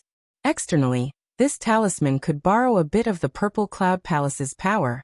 Its defense was unparalleled, and it could also suppress enemies. This treasure was a rare superior grade connate spiritual treasure. Together with the grade 12 celestial lotus under Yujing's feet, he was born with a total of 2 superior grade connate spiritual treasures. It was very extraordinary. The primordial world had its own rules. Supreme grade connate spiritual treasures were only qualified to be born with natural saints.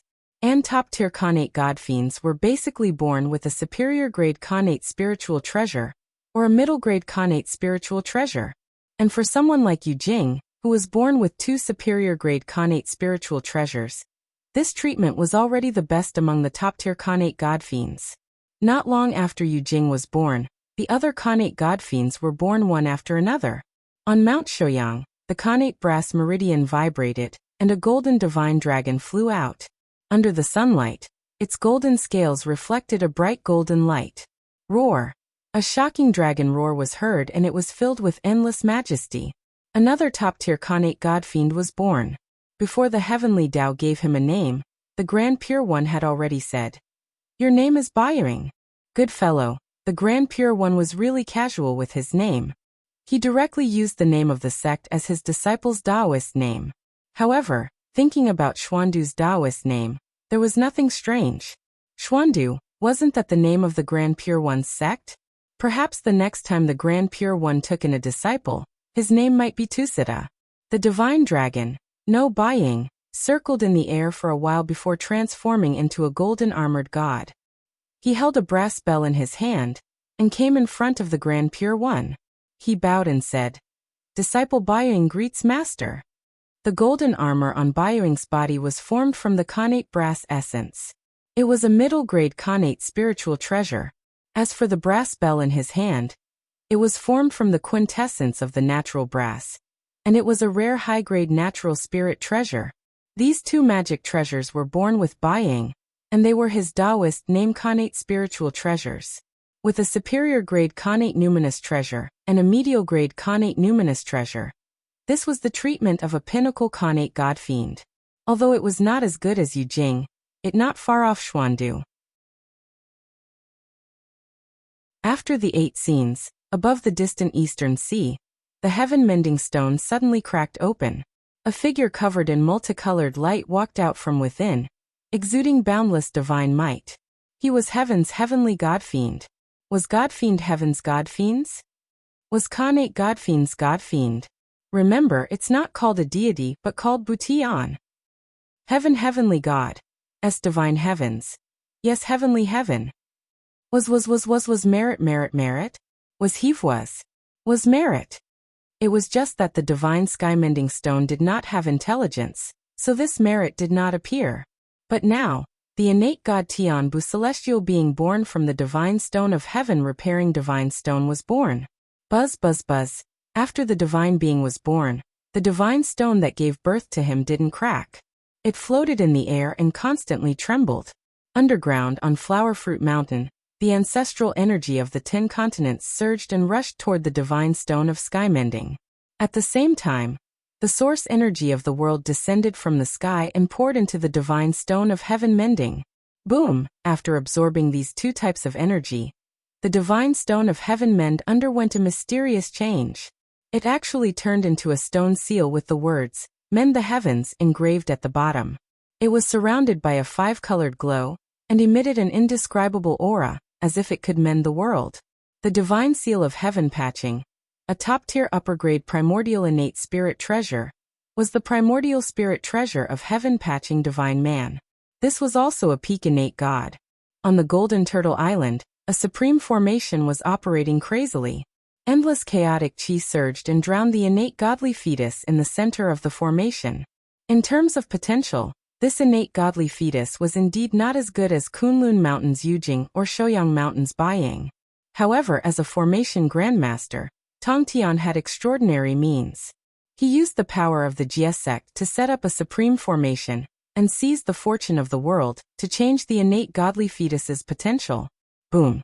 At a certain moment, the 4 immortal extermination swords vibrated, and each of them shot out a sword ray that slashed at the innate godly fetus in the center of the formation. Immediately, the divine fetus exploded and a slender figure walked out with a long sword in hand. His aura was sharp like a divine sword that had just been unsheathed. Taoist Tongtian was this innate god's name. As for the long sword in his hand, it was called the Immortal Slaying Sword. It was a superior grade innate spiritual treasure formed by a strand of sword chi from the 4 immortal extermination swords. He was also a peak innate god. In the west on Mount Meru, the grade 9 golden lotus of merit bloomed silently in the 8 treasures merit pool, releasing endless golden light. And in the golden light, a figure in a golden robe gradually appeared in front of them. He wasn't an innate god born by the world, but a superior grade innate spiritual root formed by the grade 9 golden lotus of merit. But this didn't mean that he wasn't an innate god. On the contrary, he was also a peak innate god. A supreme grade innate spiritual root formed an innate saint. If it was a grade 12 golden lotus of merit, even the 3 pure ones would have to address him as a Taoist. Back then, Taoist Black Lotus's grade 12 Black Lotus of Apocalypse was just a Daoyuo Taoist priests. In the entire demon sect, he was nothing. But in the demon sect, who would dare to underestimate him? With the Daoyuo Taoist priest's talent, he was the first person to become a high-ranking member of the demon sect. A supreme grade innate spiritual root formed an innate saint. A superior grade innate spiritual root formed an innate saint, and a superior grade innate god. Moreover, the grade 9 virtuous golden lotus was not just a high-grade primordial spiritual root. It was also a high-grade primordial merit spiritual treasure, a supreme-grade primordial merit spiritual treasure. The grade 12 virtuous golden lotus could be considered its offspring.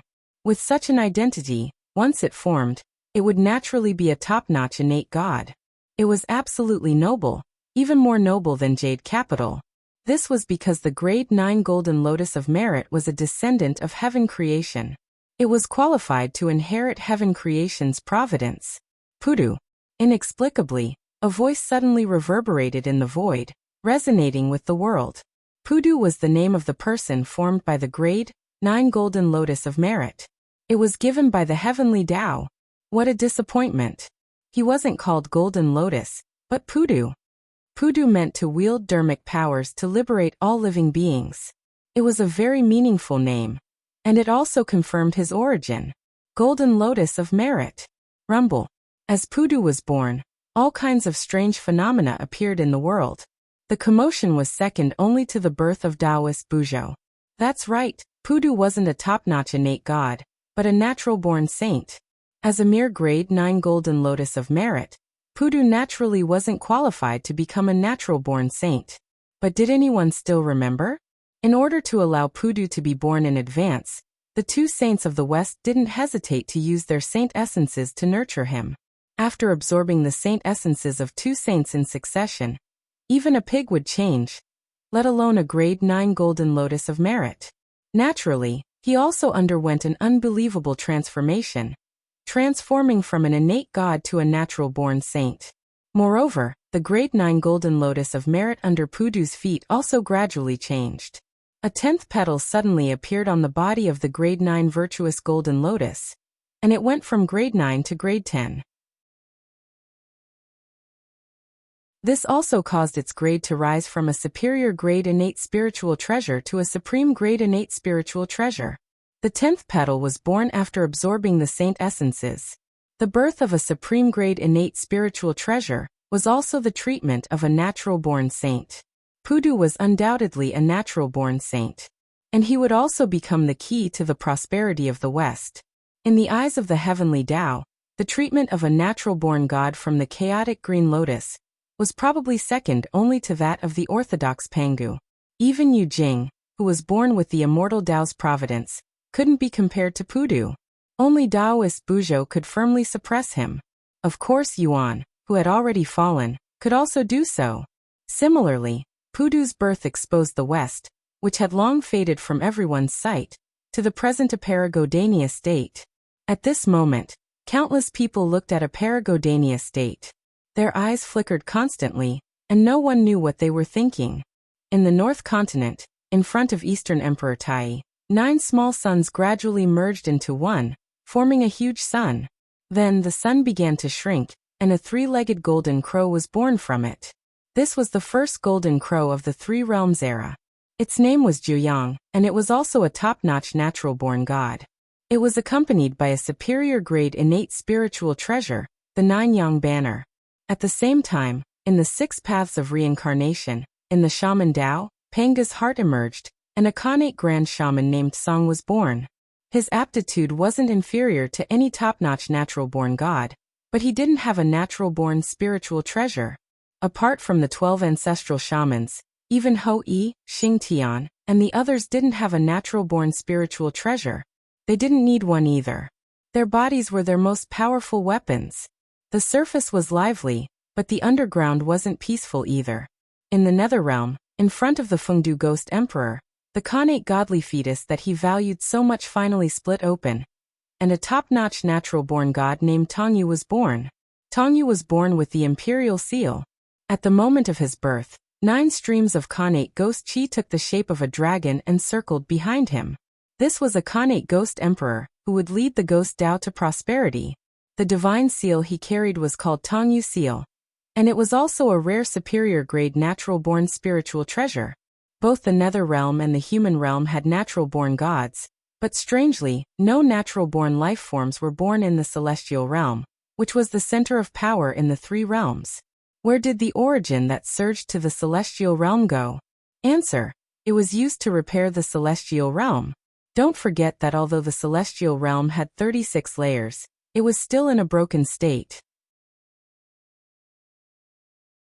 The battle between the ancient liches and demons had caused too much damage to the celestial realm, and the damage had yet to be repaired.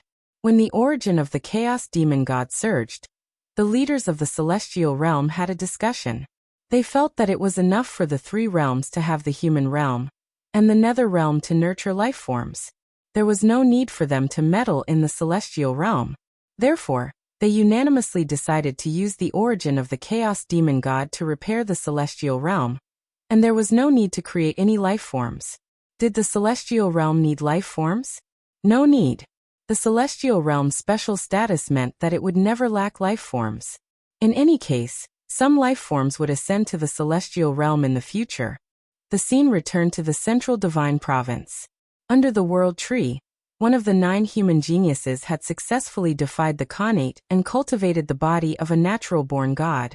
And at the critical moment of his transformation, the world tree sensed it and gave him a world tree seed. Because of the world tree seed, the human genius had received an unimaginable transformation. After his transformation, He was also a top-notch natural-born god. And in his divine sea, an innate divine fetus was constantly spitting out energy. It was nurturing his lifelong spiritual treasure. As for its specific grade, it would depend on how the human genius nurtured it. This divine fetus was formed from the world tree seed. It was extremely malleable and had the potential to become a supreme-grade connate spiritual treasure. In other words, as long as the human genius nurtured it well, he might be able to obtain a supreme-grade connate spiritual treasure in the future. The human genius was called Hao, and he was from the ancient Yoyu clan of the human race. Hao had successfully defied the connate and become a top-notch natural-born god. This was a joyous occasion for the human race, and it should be celebrated. He might even be received by Feng Zichen.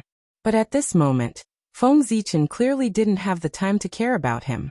Something important was happening that would affect the future of the human race. Fuxi had reached a critical moment in his ascension. His origin Dao fruit was about to be perfected. Rumble. The imperial court of human Dao blossomed with dazzling light. Countless runes emerged and transformed into 10 connate Dao diagrams that rose into the air. They folded together and formed a grand Dao diagram that slowly unfurled. The Chaos Formation. Feng Zichen activated the Chaos Formation not to meet the enemy, but to absorb Chaos Qi from the outer chaos, so that he could convert it into the purest connate essence for Fuxi to absorb and perfect his origin Dao fruit. As the Chaos Array activated, an inexplicable force ignored the existence of time and space, and absorbed endless chaos energy from the outer realm. Then it was transformed by the Chaos Array into innate source energy that surged toward Fuxi. On the other side, Her Majesty Nuwa activated the cauldron of heaven and earth with all her might. It transformed into a vast Qianquan realm that constantly absorbed chaos qi from the outer chaos, and converted it into Qianquan essence for Fuxi to absorb. With the help of the two great experts, in less than 10,000 years, Fuxi had accumulated enough origin energy to completely condense the illusory primordial Dao fruit and polish it to perfection. Rumble. A mysterious force spread out, causing the world to tremble and the laws to wail in submission.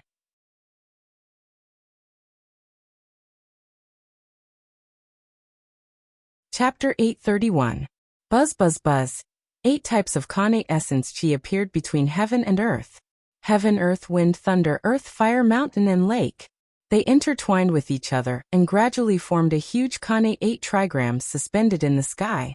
Everyone could see it clearly when they looked up. Heaven and earth were fixed, mountain and lake were connected, thunder and wind were weak, and water and fire were incompatible. The 8 trigrams were wrong.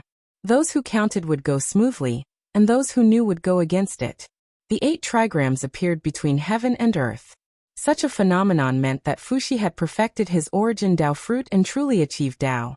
For a moment, all the powerful cultivators had envious gazes. The 3 pure ones, 2 saints of the West, and the others frowned silently. The human race had become stronger again. It would be more and more difficult to deal with them. After Fuxi attained the Dao, he first greeted everyone and thanked them for their protection. Then he said loudly, "I'm sorry." Then he said loudly, "Poor Wei Fuxi has achieved Dao. In order to thank heaven and earth, I will preach Dao in the Emperor City of the Central God Province in 20,000 years. Those who are fated can come and listen." His voice was so loud that it resounded through the entire primitive world. Everyone in the 3 realms heard it. Fuxi preaching Dao was a matter of course.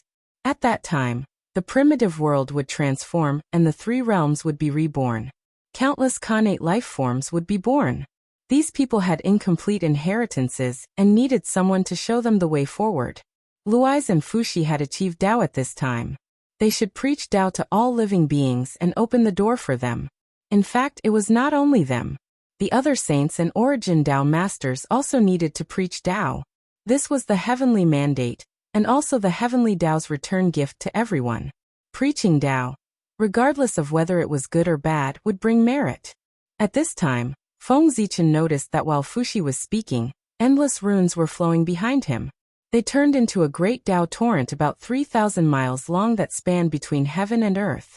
The great Dao was about 3,000 miles long. This was the performance of the 3rd sky of origin Dao.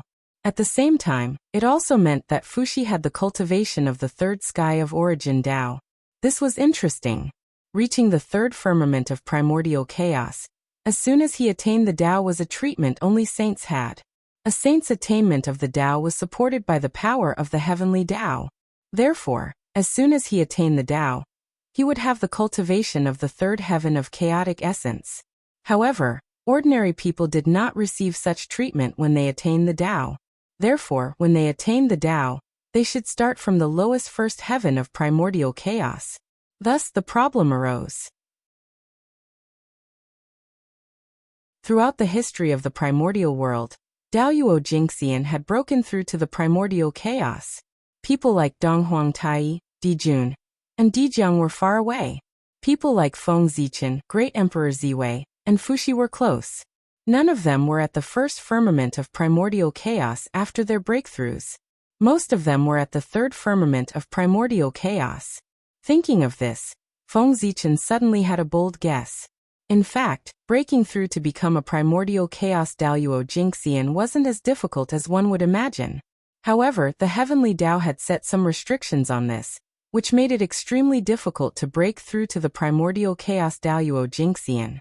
It was also because of this that the great divine abilities of the primordial world were suppressed a little by the heavenly Tao. Therefore, after breaking through to the primordial chaos Daoyuo Jingxian realm, they were able to advance several levels. This was the so-called good preparation. Of course, this was only Feng Zichen's guess. The truth might not be so. He still had to find an opportunity to verify the specific truth. I still have to thank you for attaining the Tao, fellow Taoist. Fuxi came to Feng Zichen's side and bowed respectfully. Feng Zichen accepted this calmly. With Fuxi's aptitude, attaining the Tao was inevitable. However, it shouldn't have happened now or so quickly. The reason why Fuxi could attain the Tao so quickly was that when the heavenly Tao descended in the chaos outside the sky, Feng Zichen had informed him in time to come and watch. It was precisely because he had taken a look at the body of the heavenly Tao that Fuxi saw through the confusion in his heart, and cultivated to the primordial chaos Daoyuo Jingxian realm. From this point on, Feng Zichen could be considered to have helped Fuxi attain the Tao. It was only right for him to accept his bow. Fellow Taoist, are you going to preach the Tao in the human emperor city? Have you found a suitable place? If not, I'll lend you the sky-gazing peak. Looking at Fuxi, Feng Zichen asked curiously. It was true that the human emperor city was very big. There was even a primordial chaos demon god suppressed in it. It could be said to be the top holy land in the primordial world. However, as the imperial city of the human clan, the human emperor city was naturally full of humans. If too many living beings came to preach the Tao here, it would probably be crowded even with the size of the human emperor city. Even if it wasn't crowded, there would still be many inconveniences. Therefore, Feng Zichen suggested that Fuxi change the location, which was the sky-gazing peak not far from the human emperor city. Hearing Feng Zichen's words, Fuxi also felt that it was inappropriate. However, he had no choice. The reason why he chose to preach the Tao in the human emperor city was very simple. It was because he didn't have a Tao field in the lower realm. Didn't it sound very funny? The dignified primordial emperor Fuxi actually didn't have a Tao field. However, this was true. Not only him, but the 3 sovereigns and 5 emperors also didn't have a Tao field in the human realm. In other words, the territory of the human clan was their Tao field. As long as there were humans, it was their training ground. Since there was no Tao field, Fuxi chose to preach the Tao at the human emperor city based on the principle of proximity. The sky-gazing peak is indeed not bad. However, that's your Tao field.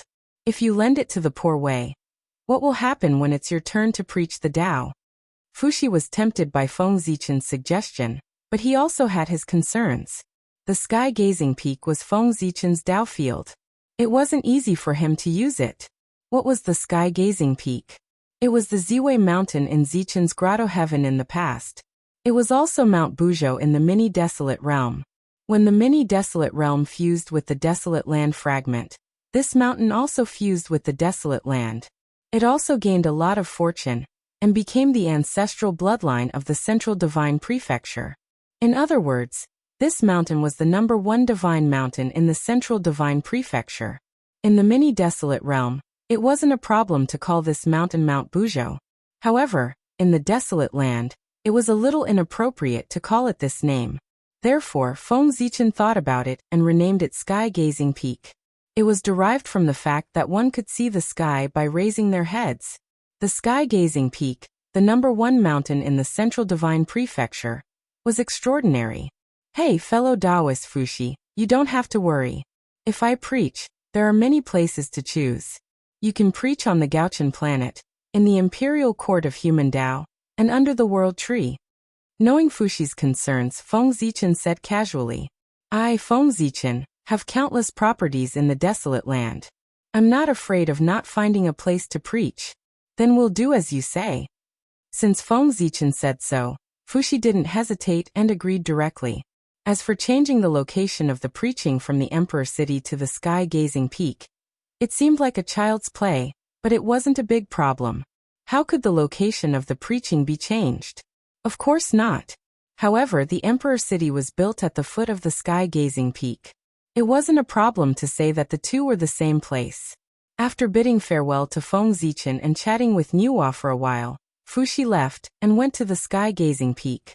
Although there was still some time before the preaching, he still had to make some arrangements in advance. For example, he set up obstacles for the preaching to eliminate some of the people who were lacking in morals. With Fuxi's attainment of the Tao, the laws between heaven and earth became more active, and the spiritual qi in the heavens and earth became richer than before. For a time, the birth rate of connate life forms, which originally needed a long time to be born, increased by more than 100 times. In just 100 years, a large number of connate life forms were born in the three realms. Just like that, another 2,000 years passed. In these 2,000 years, nothing major happened in the three realms. Now that heaven and earth had just been promoted, the laws were abnormally active. It was the best time to cultivate, and it was easier to get close to the connate Tao.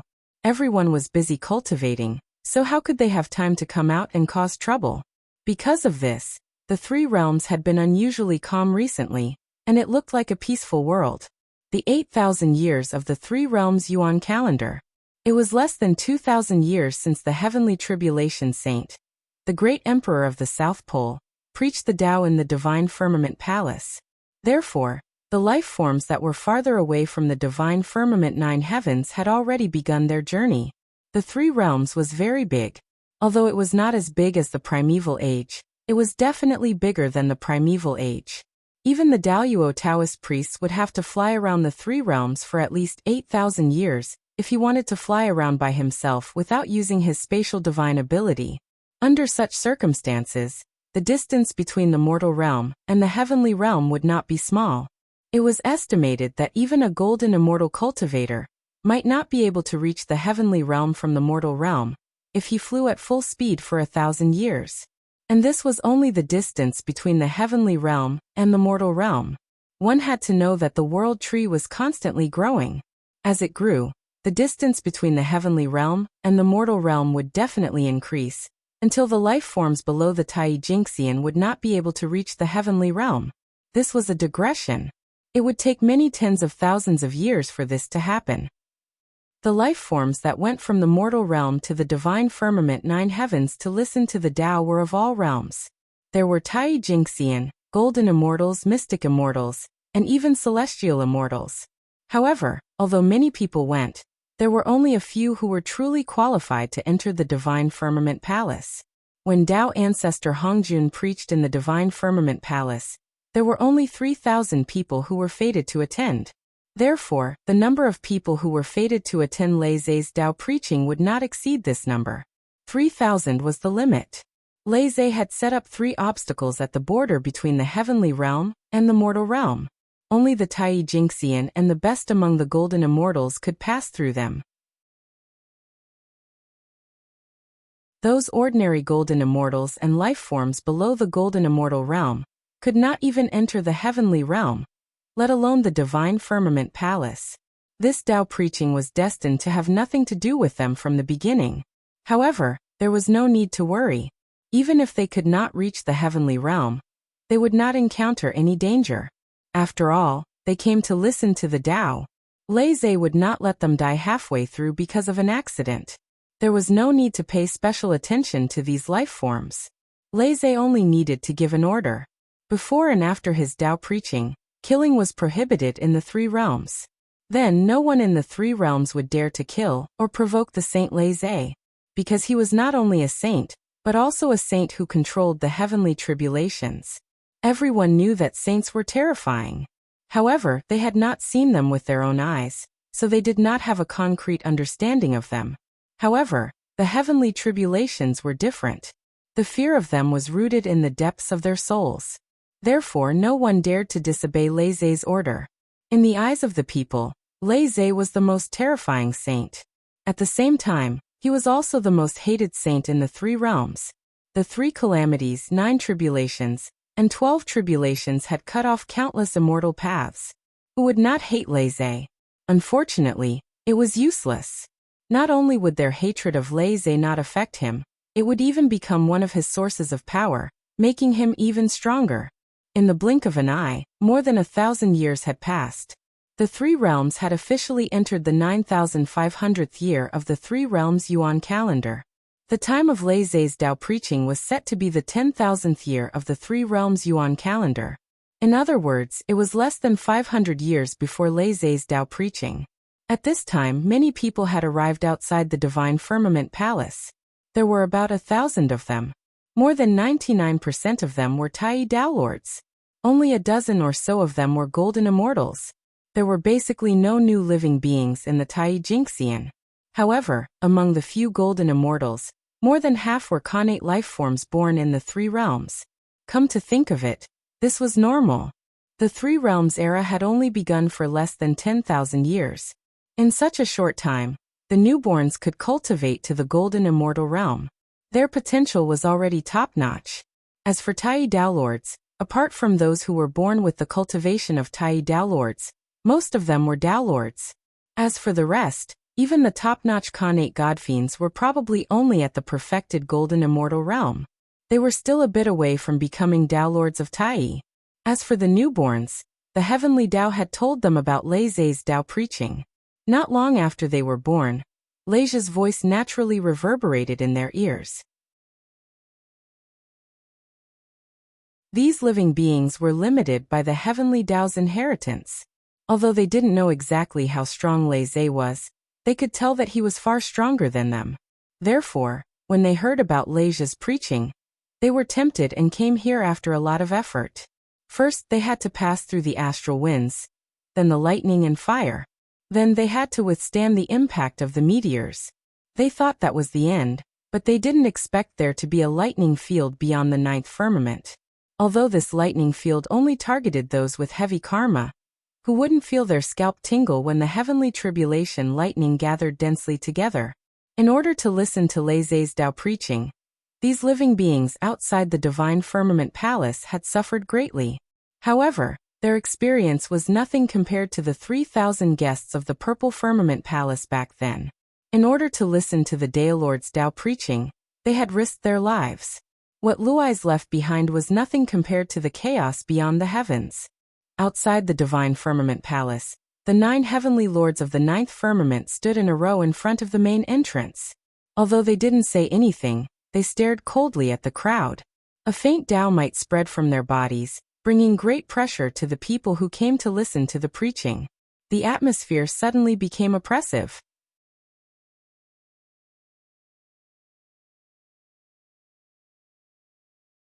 Chapter 832.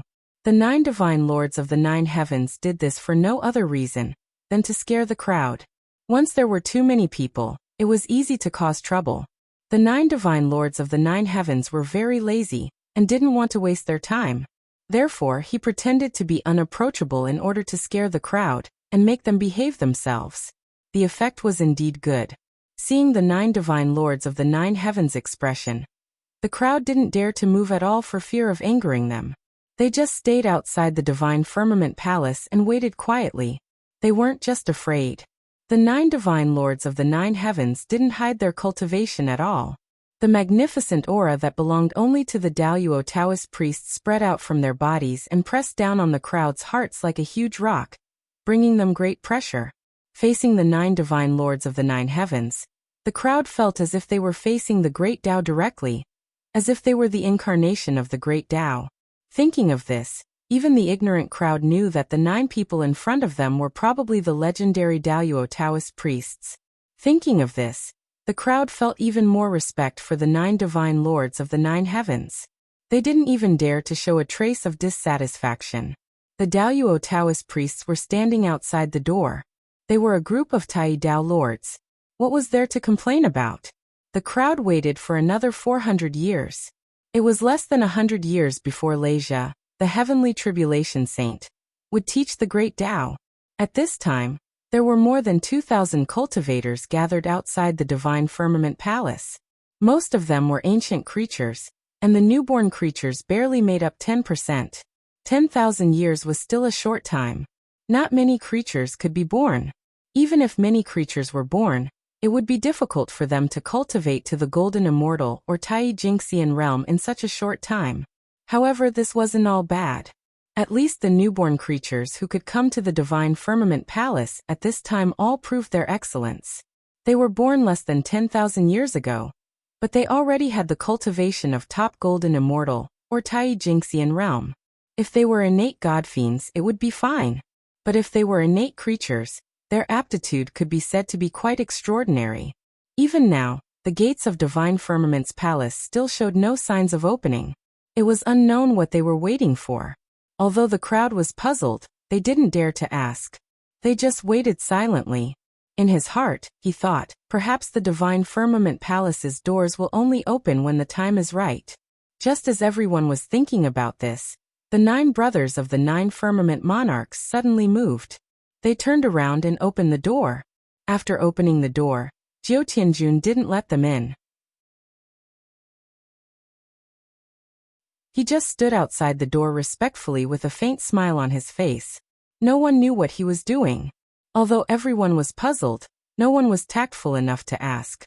Their knowledge was limited, but that didn't mean they were stupid. Looking at the 9th Heaven Lord's expression, they could roughly guess what was going on. The 9th firmament master of the 9 clouds opened the gate and waited outside respectfully. As for who that great figure was and how powerful he was, the old creatures all knew. There was an 80% chance that a saint came. However, the new life form knew nothing about it. But it didn't matter if they didn't know. They could guess. The 9th firmament master of the 9 clouds had the same cultivation as the Daluo Taoist priests. He was already an unreachable figure in their eyes. Someone who even such a figure had to be respectful to was undoubtedly more terrifying than the Taoist priests. It was an existence beyond their knowledge. Just like the saints, these new life form didn't know what kind of realm they were in. In the inheritance they received, there was no such realm at all. They just instinctively thought that the saints should be a very powerful title. As for how powerful they were, they didn't know. But now they knew that the saints were definitely more powerful than the Daluo Taoist priests. Because the saint they were about to meet actually made the 9 Daluo Taoist priests welcome him outside. If they weren't more powerful than the Taoist priests, would they dare to do so? They guessed right. The 9th firmament master of the 9 clouds changed his attitude, because the great figures were about to arrive. Now, the 9 of them represented the face of the Luai's lock. If they were to greet the other powerful beings with a straight face, the Luai's lock would definitely teach them a lesson. This time, they were there to make the Luai's lock proud, not to embarrass the Luai's lock. If they really messed it up, the 9th firmament master of the 9 clouds didn't dare to be careless when he thought of the Luai's lock.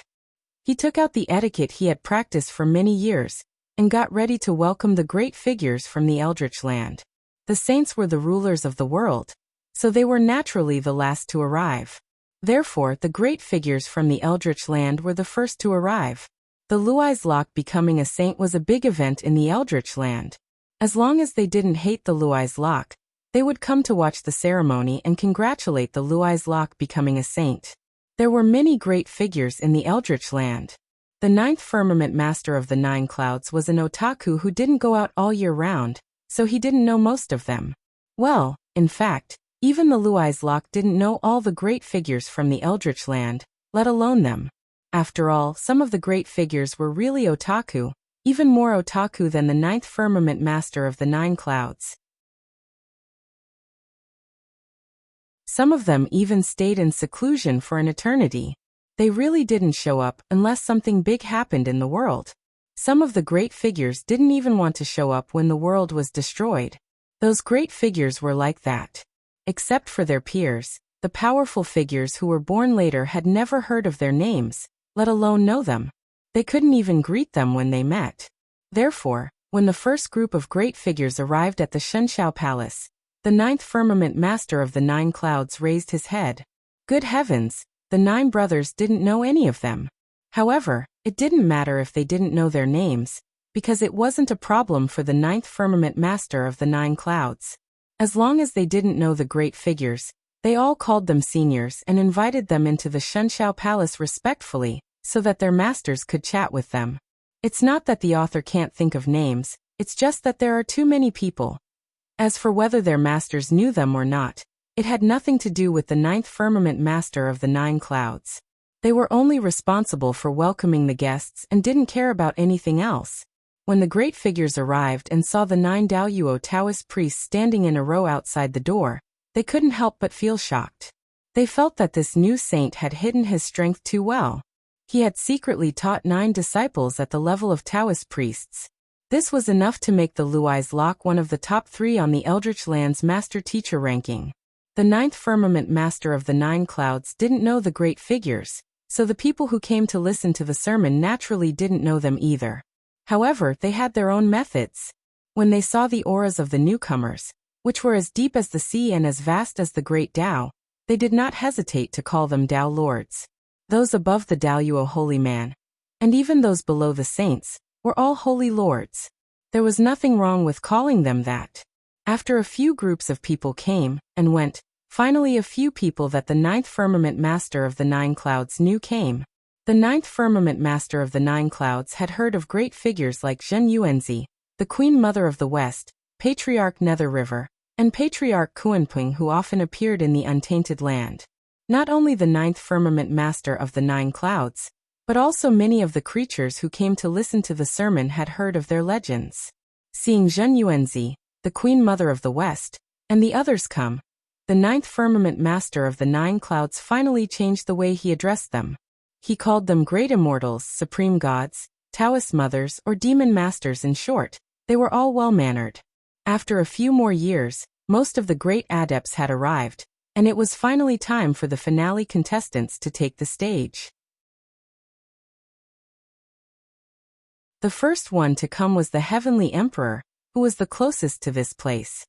He and the Jade Lake Heavenly Empress were riding a 7-colored auspicious cloud from the Heavenly Court.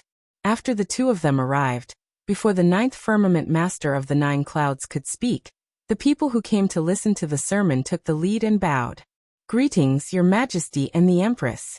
We wish Your Majesty and the Empress a holy and boundless life.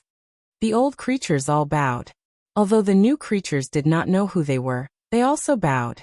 The people could not recognize the great figures, but they could not recognize the Celestial Emperor and the Empress. Even if they did not recognize them, it did not matter. They were all Tao Lords, and they still had the means to look at aura. The boundless Emperor aura that symbolized the Celestial Emperor, and the Empress above Jade Lake's head could be recognized as long as one was not blind. Seeing such a phenomenon, one naturally knew that the Celestial Emperor had come without the need for others to tell them. Everyone, please rise. Walking down from the Imperial Chariot with Jade Lake, Heavenly Emperor Hao Tian asked everyone to rise in a very friendly manner.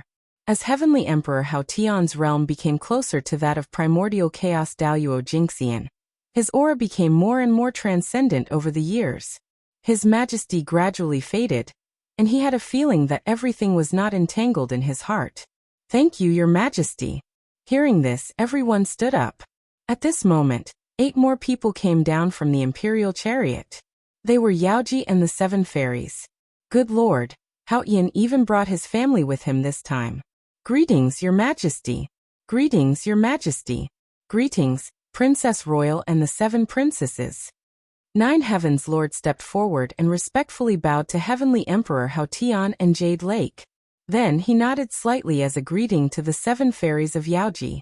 Heavenly Emperor Hao Tian and Jade Lake's cultivation was high, and her identity was honorable enough. Therefore, she accepted the greetings of the 9 brothers calmly. However, the 7 fairies of Yaoji slightly tilted their bodies, not daring to accept the greetings of the 9 brothers. The daughter of the Celestial Emperor was not as precious as the Taoist priests. Heavenly Emperor Hao Tian looked up and down at 9 Heavens Lord and said with a sigh, "Are you the disciples of Taoist Chongqing? You are really extraordinary. All 9 of you are Taoist priests, immortal and indestructible. What a great fortune. Taoist Chongqing has really hidden himself well. 9 Taoist priests was nothing special. However, 9 Taoist priests of the same origin was a little scary. The origin was the same, which meant that if the 9 of them joined forces, there would be no hindrance. It was not as simple as 1 + 1. Just like in the ancient times, although the 12 ancestors of sorcerers were strong, they were not invincible individually. There were people who were on par with them, or even stronger. However, when the 12 ancestors of sorcerers joined forces, they were really invincible. Even Taoist ancestor Hongjun would frown. The 9 brothers looked like the Daoyuo Taoist priests. However, if they joined forces with the corresponding array, they could probably fight with the great medium. That was why Heavenly Emperor Hao Tian said that Luais had hidden himself well. He had such disciples, but he still hid them and did not show them to the public. If he had not achieved Taoism and used them as a front, the public would not have known about it. Haha, Taoist brother Hao Tian, you must be joking. They are just 9 good-for-nothing disciples. They don't deserve your praise. Luais walked out of the purple cloud palace and shouted at Heavenly Emperor Hao Tian from afar.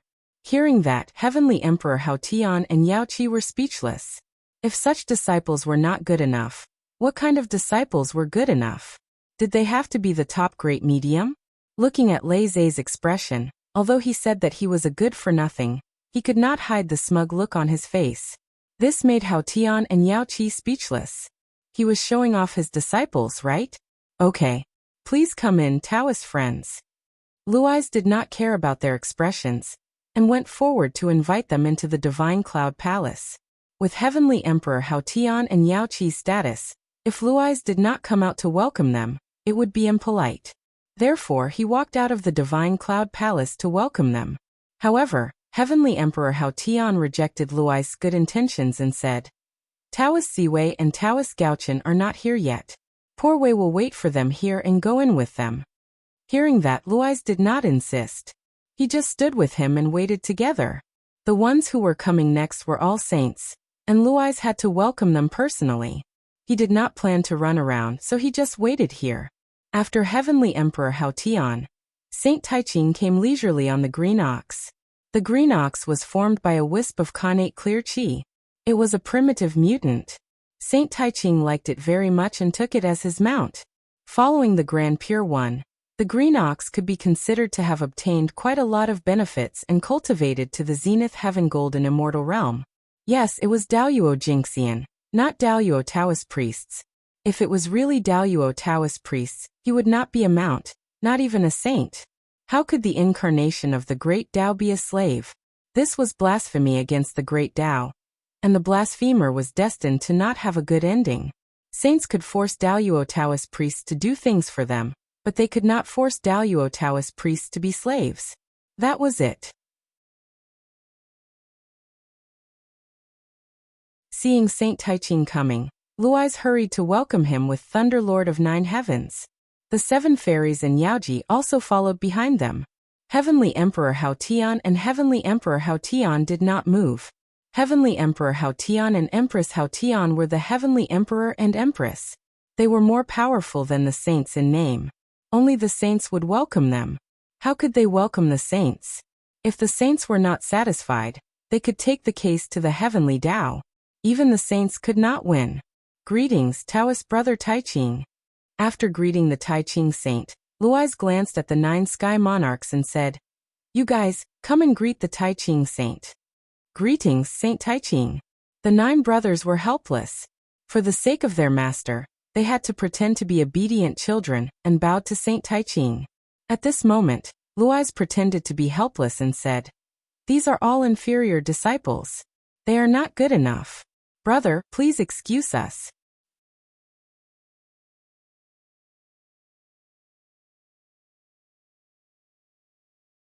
Chapter 833. The Grand Pure One was originally very happy, but after hearing Leizé's words, he could not help but freeze for a moment. Then he smiled bitterly and said, "Haha, fellow Taoist Chongsheng, you really know how to joke. The 9 disciples of a sect are all Taoist priests. If such a disciple is still a joke, how many disciples in the 3 realms can be taken out?" The effect of Leizé showing off his disciples in front of the Grand Pure One was not as good as he had imagined. After all, the Grand Pure One's methods of teaching his disciples were not bad. He had Xuandu under him to support him. However, Leizé did not care too much. He was not showing off his disciples to attack others. He was showing off and making himself proud. A sect with 9 Tao lords. This was the first among the sages to do so. Bringing it out to show off was a great boost to Luis's reputation. Saints were immortal. Apart from making breakthroughs and obtaining primordial supreme treasures, only some glorious things could make them happy. What a boring life. Really, I'm not envious. Saint, please enter.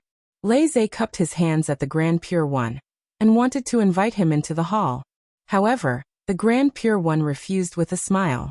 He wanted to wait outside with Leizé for the other fellow Taoists. Not long after, the Heavenly Lord of Primordial Beginning arrived. As the person who paid the most attention to ostentation in the primordial world, the appearance of the Heavenly Lord of Primordial Beginning was quite extraordinary. How extraordinary was it? There was a poem as proof. The auspicious cloud above him was 30,000 feet tall, and he was covered in colorful clouds. A strange beast flew over as an armrest, holding the 3 treasure jade rui. The white crane led the way in front, followed by the red phoenix dancing immortal robe. The feather fan separated the clouds and mist, and the immortal child played the jade flute. The yellow-scarfed strongman listened to the imperial order, and smoke billowed. The immortals followed. The auspicious cloud above his head was covered in endless immortal light. In front, there were white cranes and green phoenixes opening the way. Behind, there were red phoenixes dancing. There were immortal children on his left and right, and there were 9 dragons pulling the carriage under his feet. Good fellow, even the Tao ancestors' trip was not as grand as the Heavenly Lord of Primordial Beginnings. The 9 dragons' agarwood carriage stopped, and the Heavenly Lord of Primordial Beginning walked out. An immortal crane flew over and landed under the Heavenly Lord's feet, turning into steps for him to walk down the carriage. Greetings, Saint of Primordial Beginning. When the audience saw the Primordial Lord of Heaven rushing over, they hurriedly bowed. The newborn creature was confused and did not know who the visitor was. However, seeing the grandeur of the visitor, he knew that the visitor was a top-notch big shot. Hence, he followed the old creature and bowed. Greetings, Yuanshi Saint. The new creatures were all stupefied. Didn't the inheritance say that the Taoist priests were the most powerful in this world? But were these people, whose auras were as terrifying as the great Tao, really Taoist priests? In that instant, the new creatures all knew that their understanding of this world was still too little. Forget about knowing many great figures, they hadn't even heard of them before. Thus, all of them decided in their hearts that they would definitely properly understand the history of the 3 dimensions once they returned. The 3 realms had just been reborn, so where did so many powerful figures come from? Could it be that there were even more ancient and unknown eras before the 3 realms? Their way of thinking was very good. Unfortunately, they who were born in the 3 dimensions were bound to be unable to understand the primeval times. Following the rebirth of the 3 realms, the primordial world had already become a thing of the past. That period of time had been sealed by the combined efforts of everyone. They had no choice, as there were too many dark histories. None of them wanted to ruin their heroic image, so they decided to work together to seal the primeval times history. There were some people and some things that they only needed to know and protect themselves. There was no need for more people to understand. The people of the 3 realms only needed to know about the 3 realms. The primeval times were not something they could know. If they really wanted to understand, there were many legends about the primeval times. Whether they were true or not, they could slowly guess. Greetings, Yuanshi Saint. Master, Taiching Saint, Jade Emperor, and Queen Mother are waiting for you outside the Divine Firmament Palace. Without waiting for Lei Zhe's instructions, the 9 heavenly lords had already walked over and greeted the Yuanshi Saint from afar. Master, you are the longevity Taoist disciples? Asked the Yuanshi Saint uncertainly as he looked at the 9 Taoist priests of the same origin. The leader of the 9 heavenly lords, the Divine Firmament Heavenly Lord, nodded and replied, Saint, my master is the southern extremity longevity the arch. Hiss. Hearing that, the Yuanshi Heavenly Lord's face did not change at all, but he gasped in his heart. To think that the southern extremity longevity emperor would be able to nurture 9 Tao sovereign disciples without making any noise at all. This was truly a well-hidden secret. Brother Yuanshi, it's been a while. Just then, Lei Zhe walked out and shouted at the Yuanshi Heavenly Lord from afar. As he spoke, Lei Zhe suddenly sped up and arrived in front of the Yuanshi Heavenly Lord in a few steps. Brother Yuanshi, these are the 9 useless disciples of the poor way. What do you think of them? Are they good enough for you? Lei Zhe and the Yuanshi Heavenly Lord were not on good terms. That was because the Yuanshi Heavenly Lord's throne was snatched from the southern extremity immortal elder, the primeval Heavenly Lord's disciple. Because of that, the two of them were not on good terms. With that in mind, Lei Zhe did not mind angering the Yuanshi Heavenly Lord if he had the chance. And right now there was an opportunity. If the Yuanshi Heavenly Lord had any regrets in his life, it would definitely be his disciples. Counting the 12 direct disciples under him, none of them were successful. Not to mention others, they could not even compare to the disciples of the tribe of Jia that he looked down on. It was a sad thing. Therefore, Lei Zhe's use of his disciples to provoke the Yuanshi Heavenly Lord was really effective. As soon as Lei Zhe finished speaking, the Yuanshi Heavenly Lord's expression changed. After a long while, he squeezed out a "not bad" from between his teeth. Not bad at all. If he could, the Heavenly Lord of the Origin really wanted to say that the disciples of the Lui's Lock were trash. However, looking at the cultivation of the Master of the 9 Clouds and the 9th Heaven Tao Master, he could not bring himself to say that. Today's situation was special. Lei Zhe could not go too far. After provoking the Yuanshi Heavenly Lord a little, he stopped provoking him and invited him to enter the Divine Cloud Palace. Looking at Lei Zhe's expression, those who did not know would think that the two of them were close. Lei Zhe's invitation was very sincere, but the Yuanshi Heavenly Lord still refused. The reason was the same as the previous few. He wanted to wait for the others to come and go together. Lei Zhe did not force him. He stood outside the door and waited with him. At this moment, the 9 dragons' agarwood chariot that the Yuanshi Heavenly Lord stopped outside the door suddenly lit up with a divine light. Then the 9 dragons that pulled the chariot began to change. Gradually, they turned into 9 gods in golden armor. They formed a circle to protect the agarwood chariot. These 9 dragons were all 5-clawed golden dragons. They were all in the realm of Daoyuo Jingxian. Daoyuo Taoist priests would not become someone's mount, let alone pull a chariot. According to this, Daoyuo Jingxian was the strongest mount that could be possessed. 9 5-clawed divine dragons at the level of Daoyuo Jingxian, pulling the chariot. The Yuanshi Heavenly Lord was really generous. Seeing this, everyone looked at the 9 dragons' agarwood chariot. Some of them even looked at it with envy. Well, those powerful mediums who entered the Divine Cloud Palace first all came out at this moment. Since the sages were waiting outside, they naturally could not sit inside. So they came out to wait together. Then, as soon as these powerful mediums came out, they saw the 9 dragons' agarwood chariot of the Yuanshi Heavenly Lord. It was really luxurious. To be honest, everyone was envious of the Yuanshi Heavenly Lord's chariot. They were all prideful people. How majestic it would be to go out in such a luxurious chariot. Who would not want it? However, even if he wanted to, he couldn't do it. It was not difficult to find 9 Daoyuo Jingxian to pull the chariot. But it was not difficult to find 9 five-clawed golden dragons to pull the chariot. It was dangerous. 5-clawed golden dragons were the descendants of the ancestral dragon.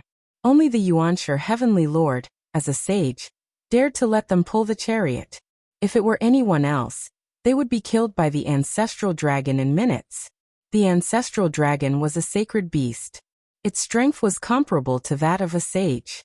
Although the sacred beasts of the 5 elements were suppressed in the 4-level land, and could not come out unless the world was in chaos, that was a long time ago. Now the world had changed several times, and the overall appearance had changed. Who knew how binding the oath of the past was now? Perhaps the rule of not coming out unless the world was in chaos had long been invalid. The sacred beasts of the 5 elements could come and go freely in the untainted land. It was just that no one knew it. This was not a baseless guess. It was based on evidence. At the end of the ancient times, the Tao Lords and the Chaos Demon God had a great war. The untainted land was smashed into pieces, but the sacred beasts of the 5 elements did not appear. Was this not proof that they were free from the constraints of the heavenly way? With this guess in mind, everyone could not help but be afraid of the sacred beasts of the 5 elements. Naturally, they did not dare to attack the 3 Khanate clans easily. Therefore, these powerful people could only envy a chariot like the 9 dragons' Agarwood chariot. It was impossible for them to build an identical chariot. The chariot of the Yuanshi Heavenly Lord was so dazzling that even Lei Zhe could not help but take a few more glances. Seeing this, a smile appeared on the face of the Yuanshi Heavenly Lord. As soon as he arrived at the Shunshao Palace, he was shown off by Lei Zhe's disciple. One could imagine how depressed he was. Now, with that gorgeous chariot, the Yuanshi Heavenly Lord could regain some of his dignity. Naturally, he was overjoyed. Unfortunately, the Yuanshi Heavenly Lord did not know what Lei Zhe was thinking. If he knew, he would not be able to smile. This was because Lei Zhe glanced at the 9 dragons' Agarwood chariot not out of envy, but because he wanted to see the Yuanshi Heavenly Lord make a fool of himself later. What kind of joke? He was already here. Rumble. Inexplicably, heaven and earth shook. Khanate Daos appeared together and hung in the sky. At the same time, billions of starlight fell and turned into a dazzling river of stars that slowly spread out in the void. In addition, auspicious clouds covered the sky. Auspicious chi filled the air.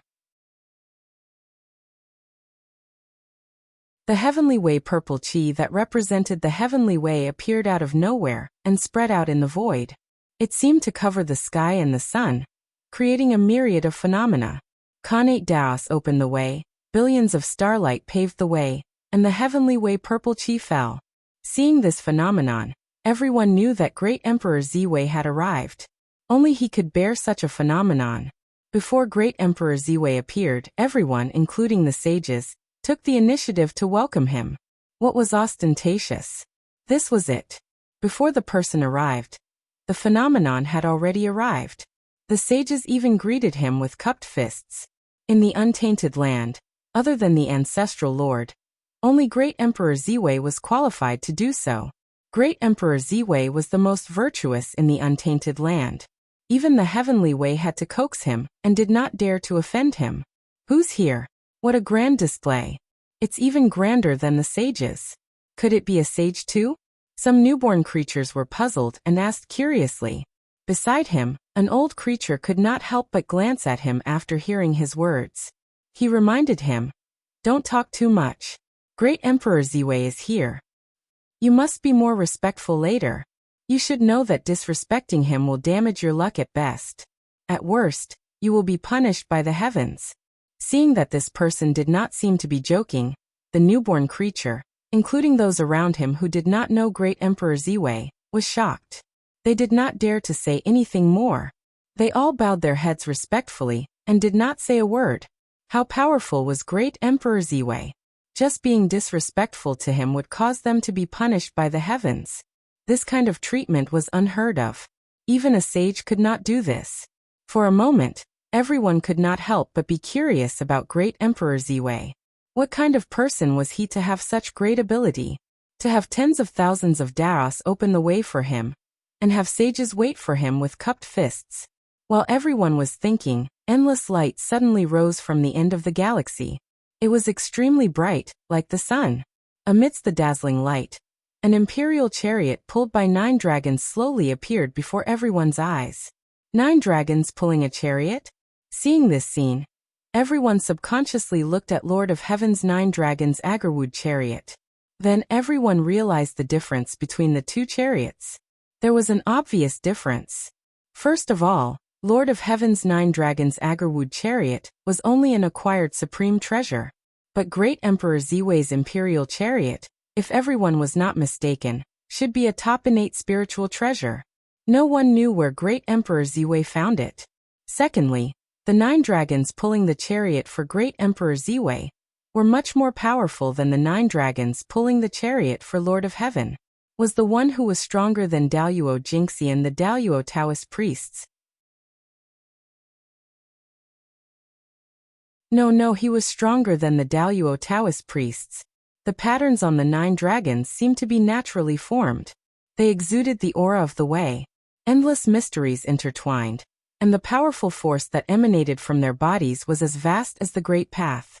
In front of the 9 dragons, many of the great divines present actually felt slightly threatened. This feeling was not wrong. Each of the 9 dragons pulling the chariot for Great Emperor Ziwei had the power of a great master. Thinking of this, everyone sucked in a breath of cold air. This was truly earth-shattering. 9 great masters pulling the chariot. How heroic and domineering was that? Compared to this, Lord of Heaven's 9 dragons' Agarwood chariot, which they were envious of, was nothing. The difference was like heaven and earth. Everyone would be envious when they saw the 9 dragons' Agarwood chariot. But Great Emperor Ziwei's 9 dragons' imperial chariot could only amaze and shock everyone. Although Great Emperor Ziwei was strong, he could not make 9 Taoist priests pull his chariot for him. Moreover, they were Taoist priests of the Dragon Clan. This was something he could not do. Therefore, the ones pulling his chariot were not Daluo Taoist priests, nor were they dragons. Instead, they were innate ferocious beasts, 9 innate ferocious beasts whose strength was comparable to top great masters.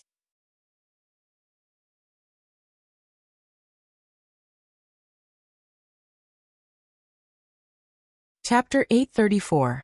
The primordial ancient dragon was the name of the 9-headed dragon that pulled the chariot for Ziwei the Great. They were formed from the blood essence of the primordial chaos ancient dragon. Although they had no spiritual intelligence, they were born with power comparable to the Daluo Taoist priests. Although these 9 dragons came from the same source, their attributes were completely different. They corresponded to the 9 attributes of yin, yang, metal, wood, water, fire, earth, wind, and thunder respectively. In order to capture them, Ziwei the Great spent a lot of effort. These 9 primordial ancient dragons did not live in the wilderness. Instead, they lived in 9 special innate secret realms. Fortunately, Zhouxing had the ability to monitor the heavens. Otherwise, Ziwei the Great would not have been able to find their whereabouts. These 9 barbaric ancient dragons had been living in their birthplace ever since they were born. They had never taken a step out of their special innate secret realms.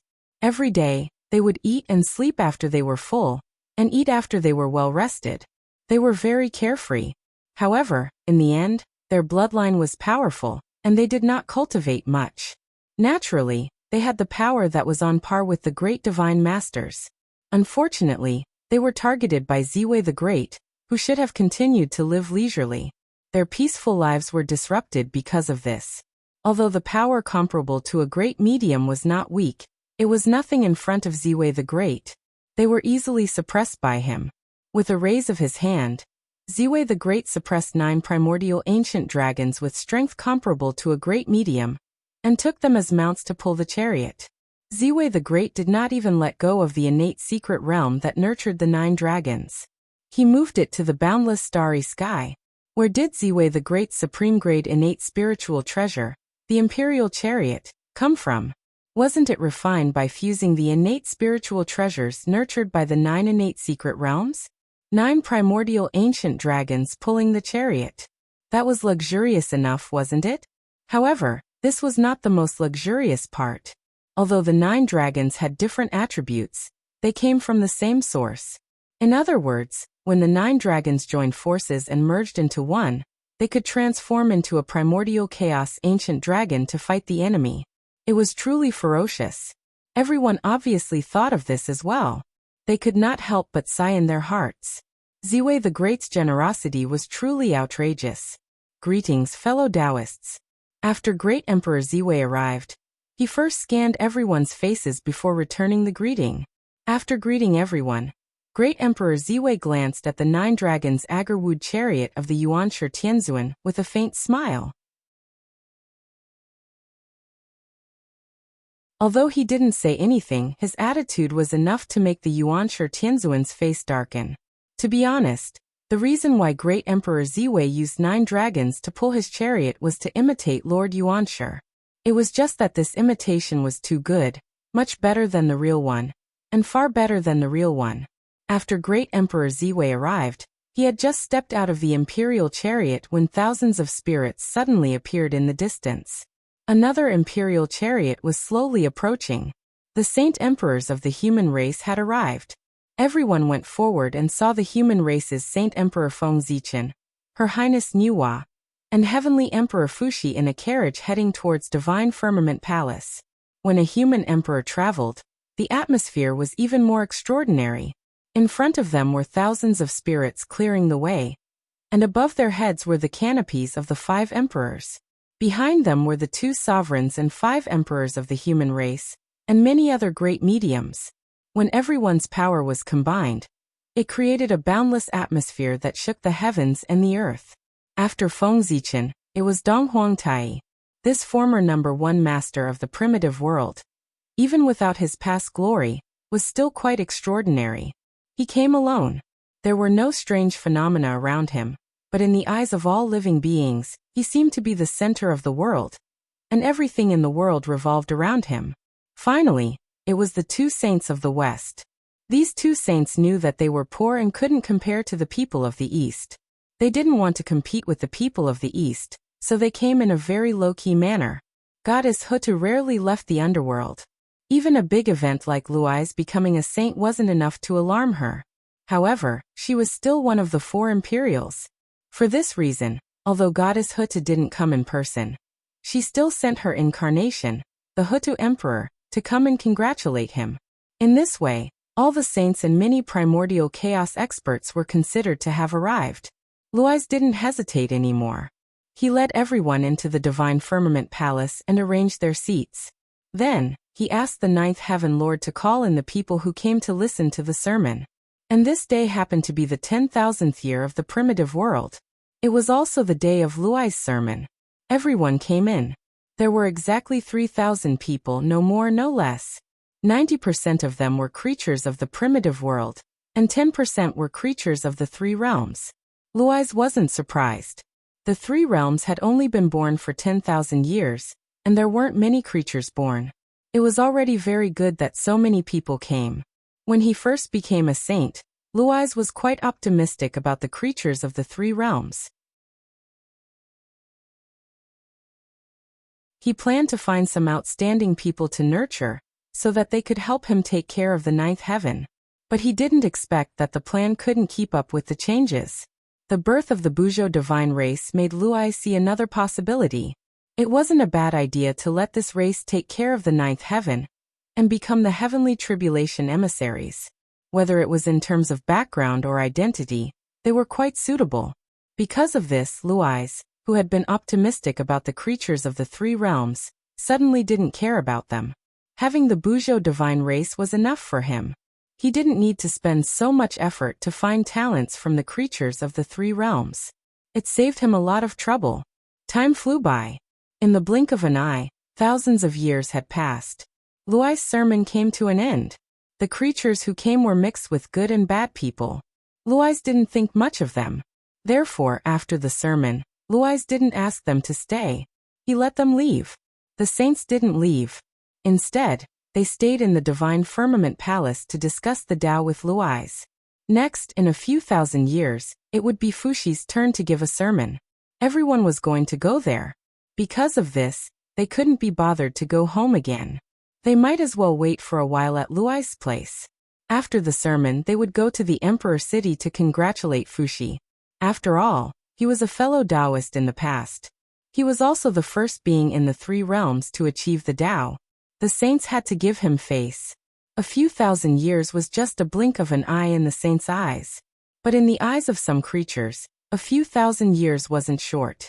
During this period of time, quite a few new sentient life forms had been born in the three dimensions. The first one was born. In their minds, other than the heavenly path inheritance, there was also the news of Fuxi Taoist master's sermon. Although they didn't know why, these newly born creatures instinctively knew that this was a rare opportunity. Therefore, without any hesitation, these living beings quickly rushed towards the central God province after stabilizing their cultivation. Fuxi was the primordial chaos Daoyuo Jingxian, not a saint. He didn't need to be as particular as Luai's. Therefore, he didn't need to limit the number of people who could attend. It was really a convenient place for those who were fated to attend. Because of this, countless creatures gathered at the foot of sky-gazing peak. It was simply a sea of people. Among them, the human race made up the most of the population. It couldn't be helped. After all, the human race had the geographical advantage. The closer they were, the faster they would come.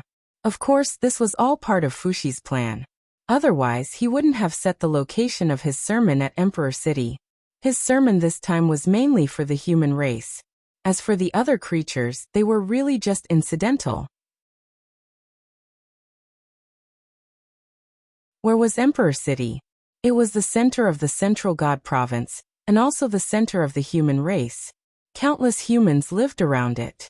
There were no traces of other races at all.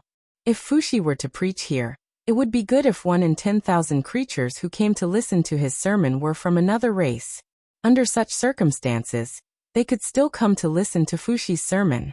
It had to be said that they were truly fated to be here. They had a great fate with Fuxi. Otherwise, they wouldn't have been able to come to Sky-Gazing Peak. After calculating the time, everyone left Divine Firmament Palace together and rushed to Sky-Gazing Peak. They each found a seat and sat down. This time, everyone came together. They didn't have any thoughts of competing. Instead, it was very harmonious. Soon Fuxi's sermon began. It was different from Lei. Lei mainly talked about the innate Tao of thunder, and then the Tao of calamities. He explained the principles of the various calamities in the world. Fuxi talked about the Tao of innate 8 trigrams. Then, from the innate 8 trigrams, he extended the principles of the universe's evolution. He explained the various principles of the universe to the world. Comprehending by analogy was what all living beings learned. Unlike Lei and Fuxi, after listening to their sermon, they also gained a lot and their cultivation improved by 1 or 2 points. To be honest, listening to Fuxi and Lei's sermon didn't mean much to the saints. But to those with great divine abilities it had an extraordinary meaning. Because they were all in the Sage-to-Be realm. They had reached the extreme, and were about to break through the realm of primordial Daoyuo Jingxian. They, who were in this special realm, needed to accumulate experience. Any great path could be used as a reference for them. If they could gain 1 or 2 points of understanding from the sermon, then their chances of breaking through to primordial Daoyuo Jingxian would increase by 1 or 2 points. This was also the reason why Fuxi's Leisure Dao lecture attracted so many powerful cultivators to listen in. They wanted to break through the realm of primordial Daoyuo Jingxian, so they didn't want to let go of any opportunity to accumulate experience.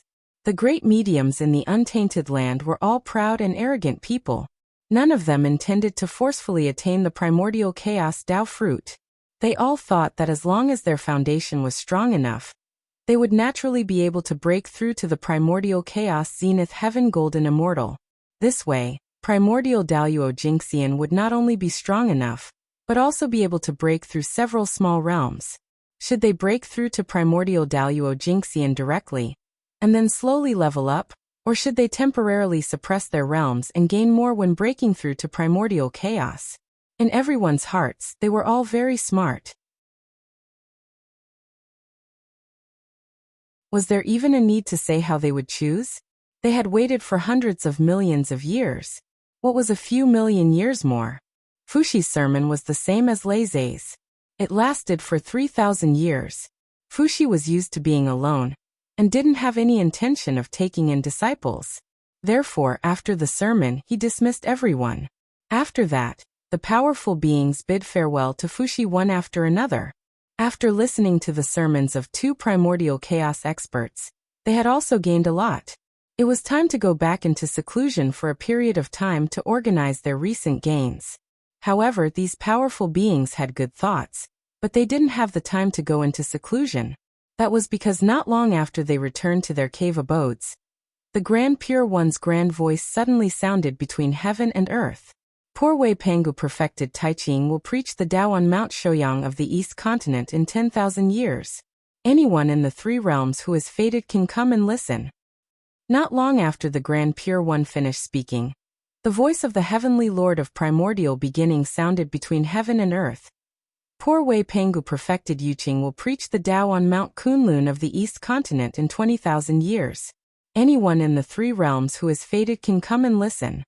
As soon as the Heavenly Lord of Primordial Beginning finished speaking, the voice of the Grand Master of Heaven sounded. Poor Wei Pangu perfected Shangqing will preach the Tao on Golden Ao Island of the East Continent in 30,000 years. Anyone in the 3 realms who is fated can come and listen.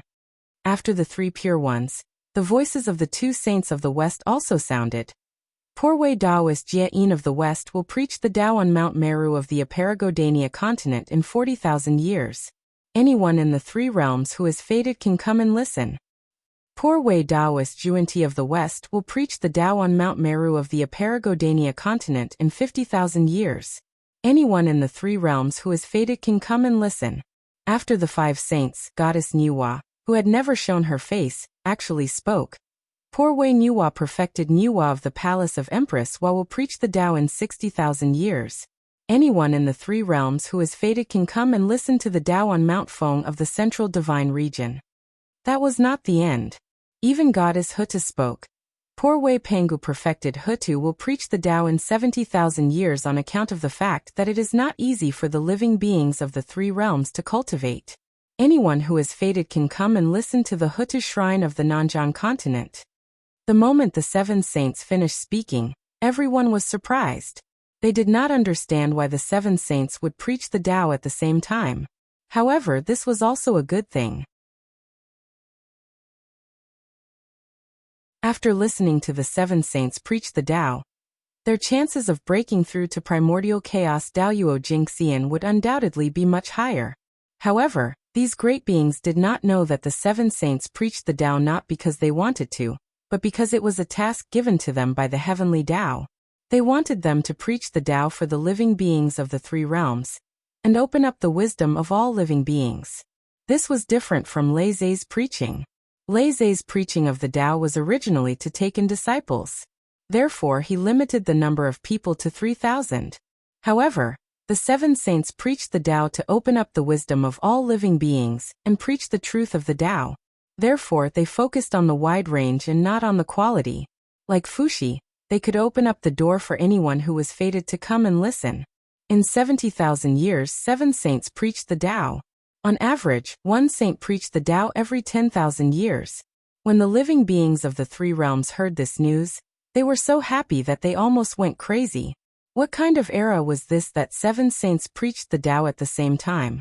If the Heavenly Tribulation Saint and Heavenly Emperor Fuxi were included, it would be 9 supreme experts preaching the Tao at the same time. Such a scene was probably not even seen when the 6 saints had just attained the Tao. It was really unique. For a moment, the living beings of the 3 realms were extremely excited. They felt that the Tao was right in front of them. A prosperous era. A resplendent era. You're tuning in to the Echoes of the Heart YouTube channel. Don't forget to subscribe and join us on this journey to catch the most captivating stories.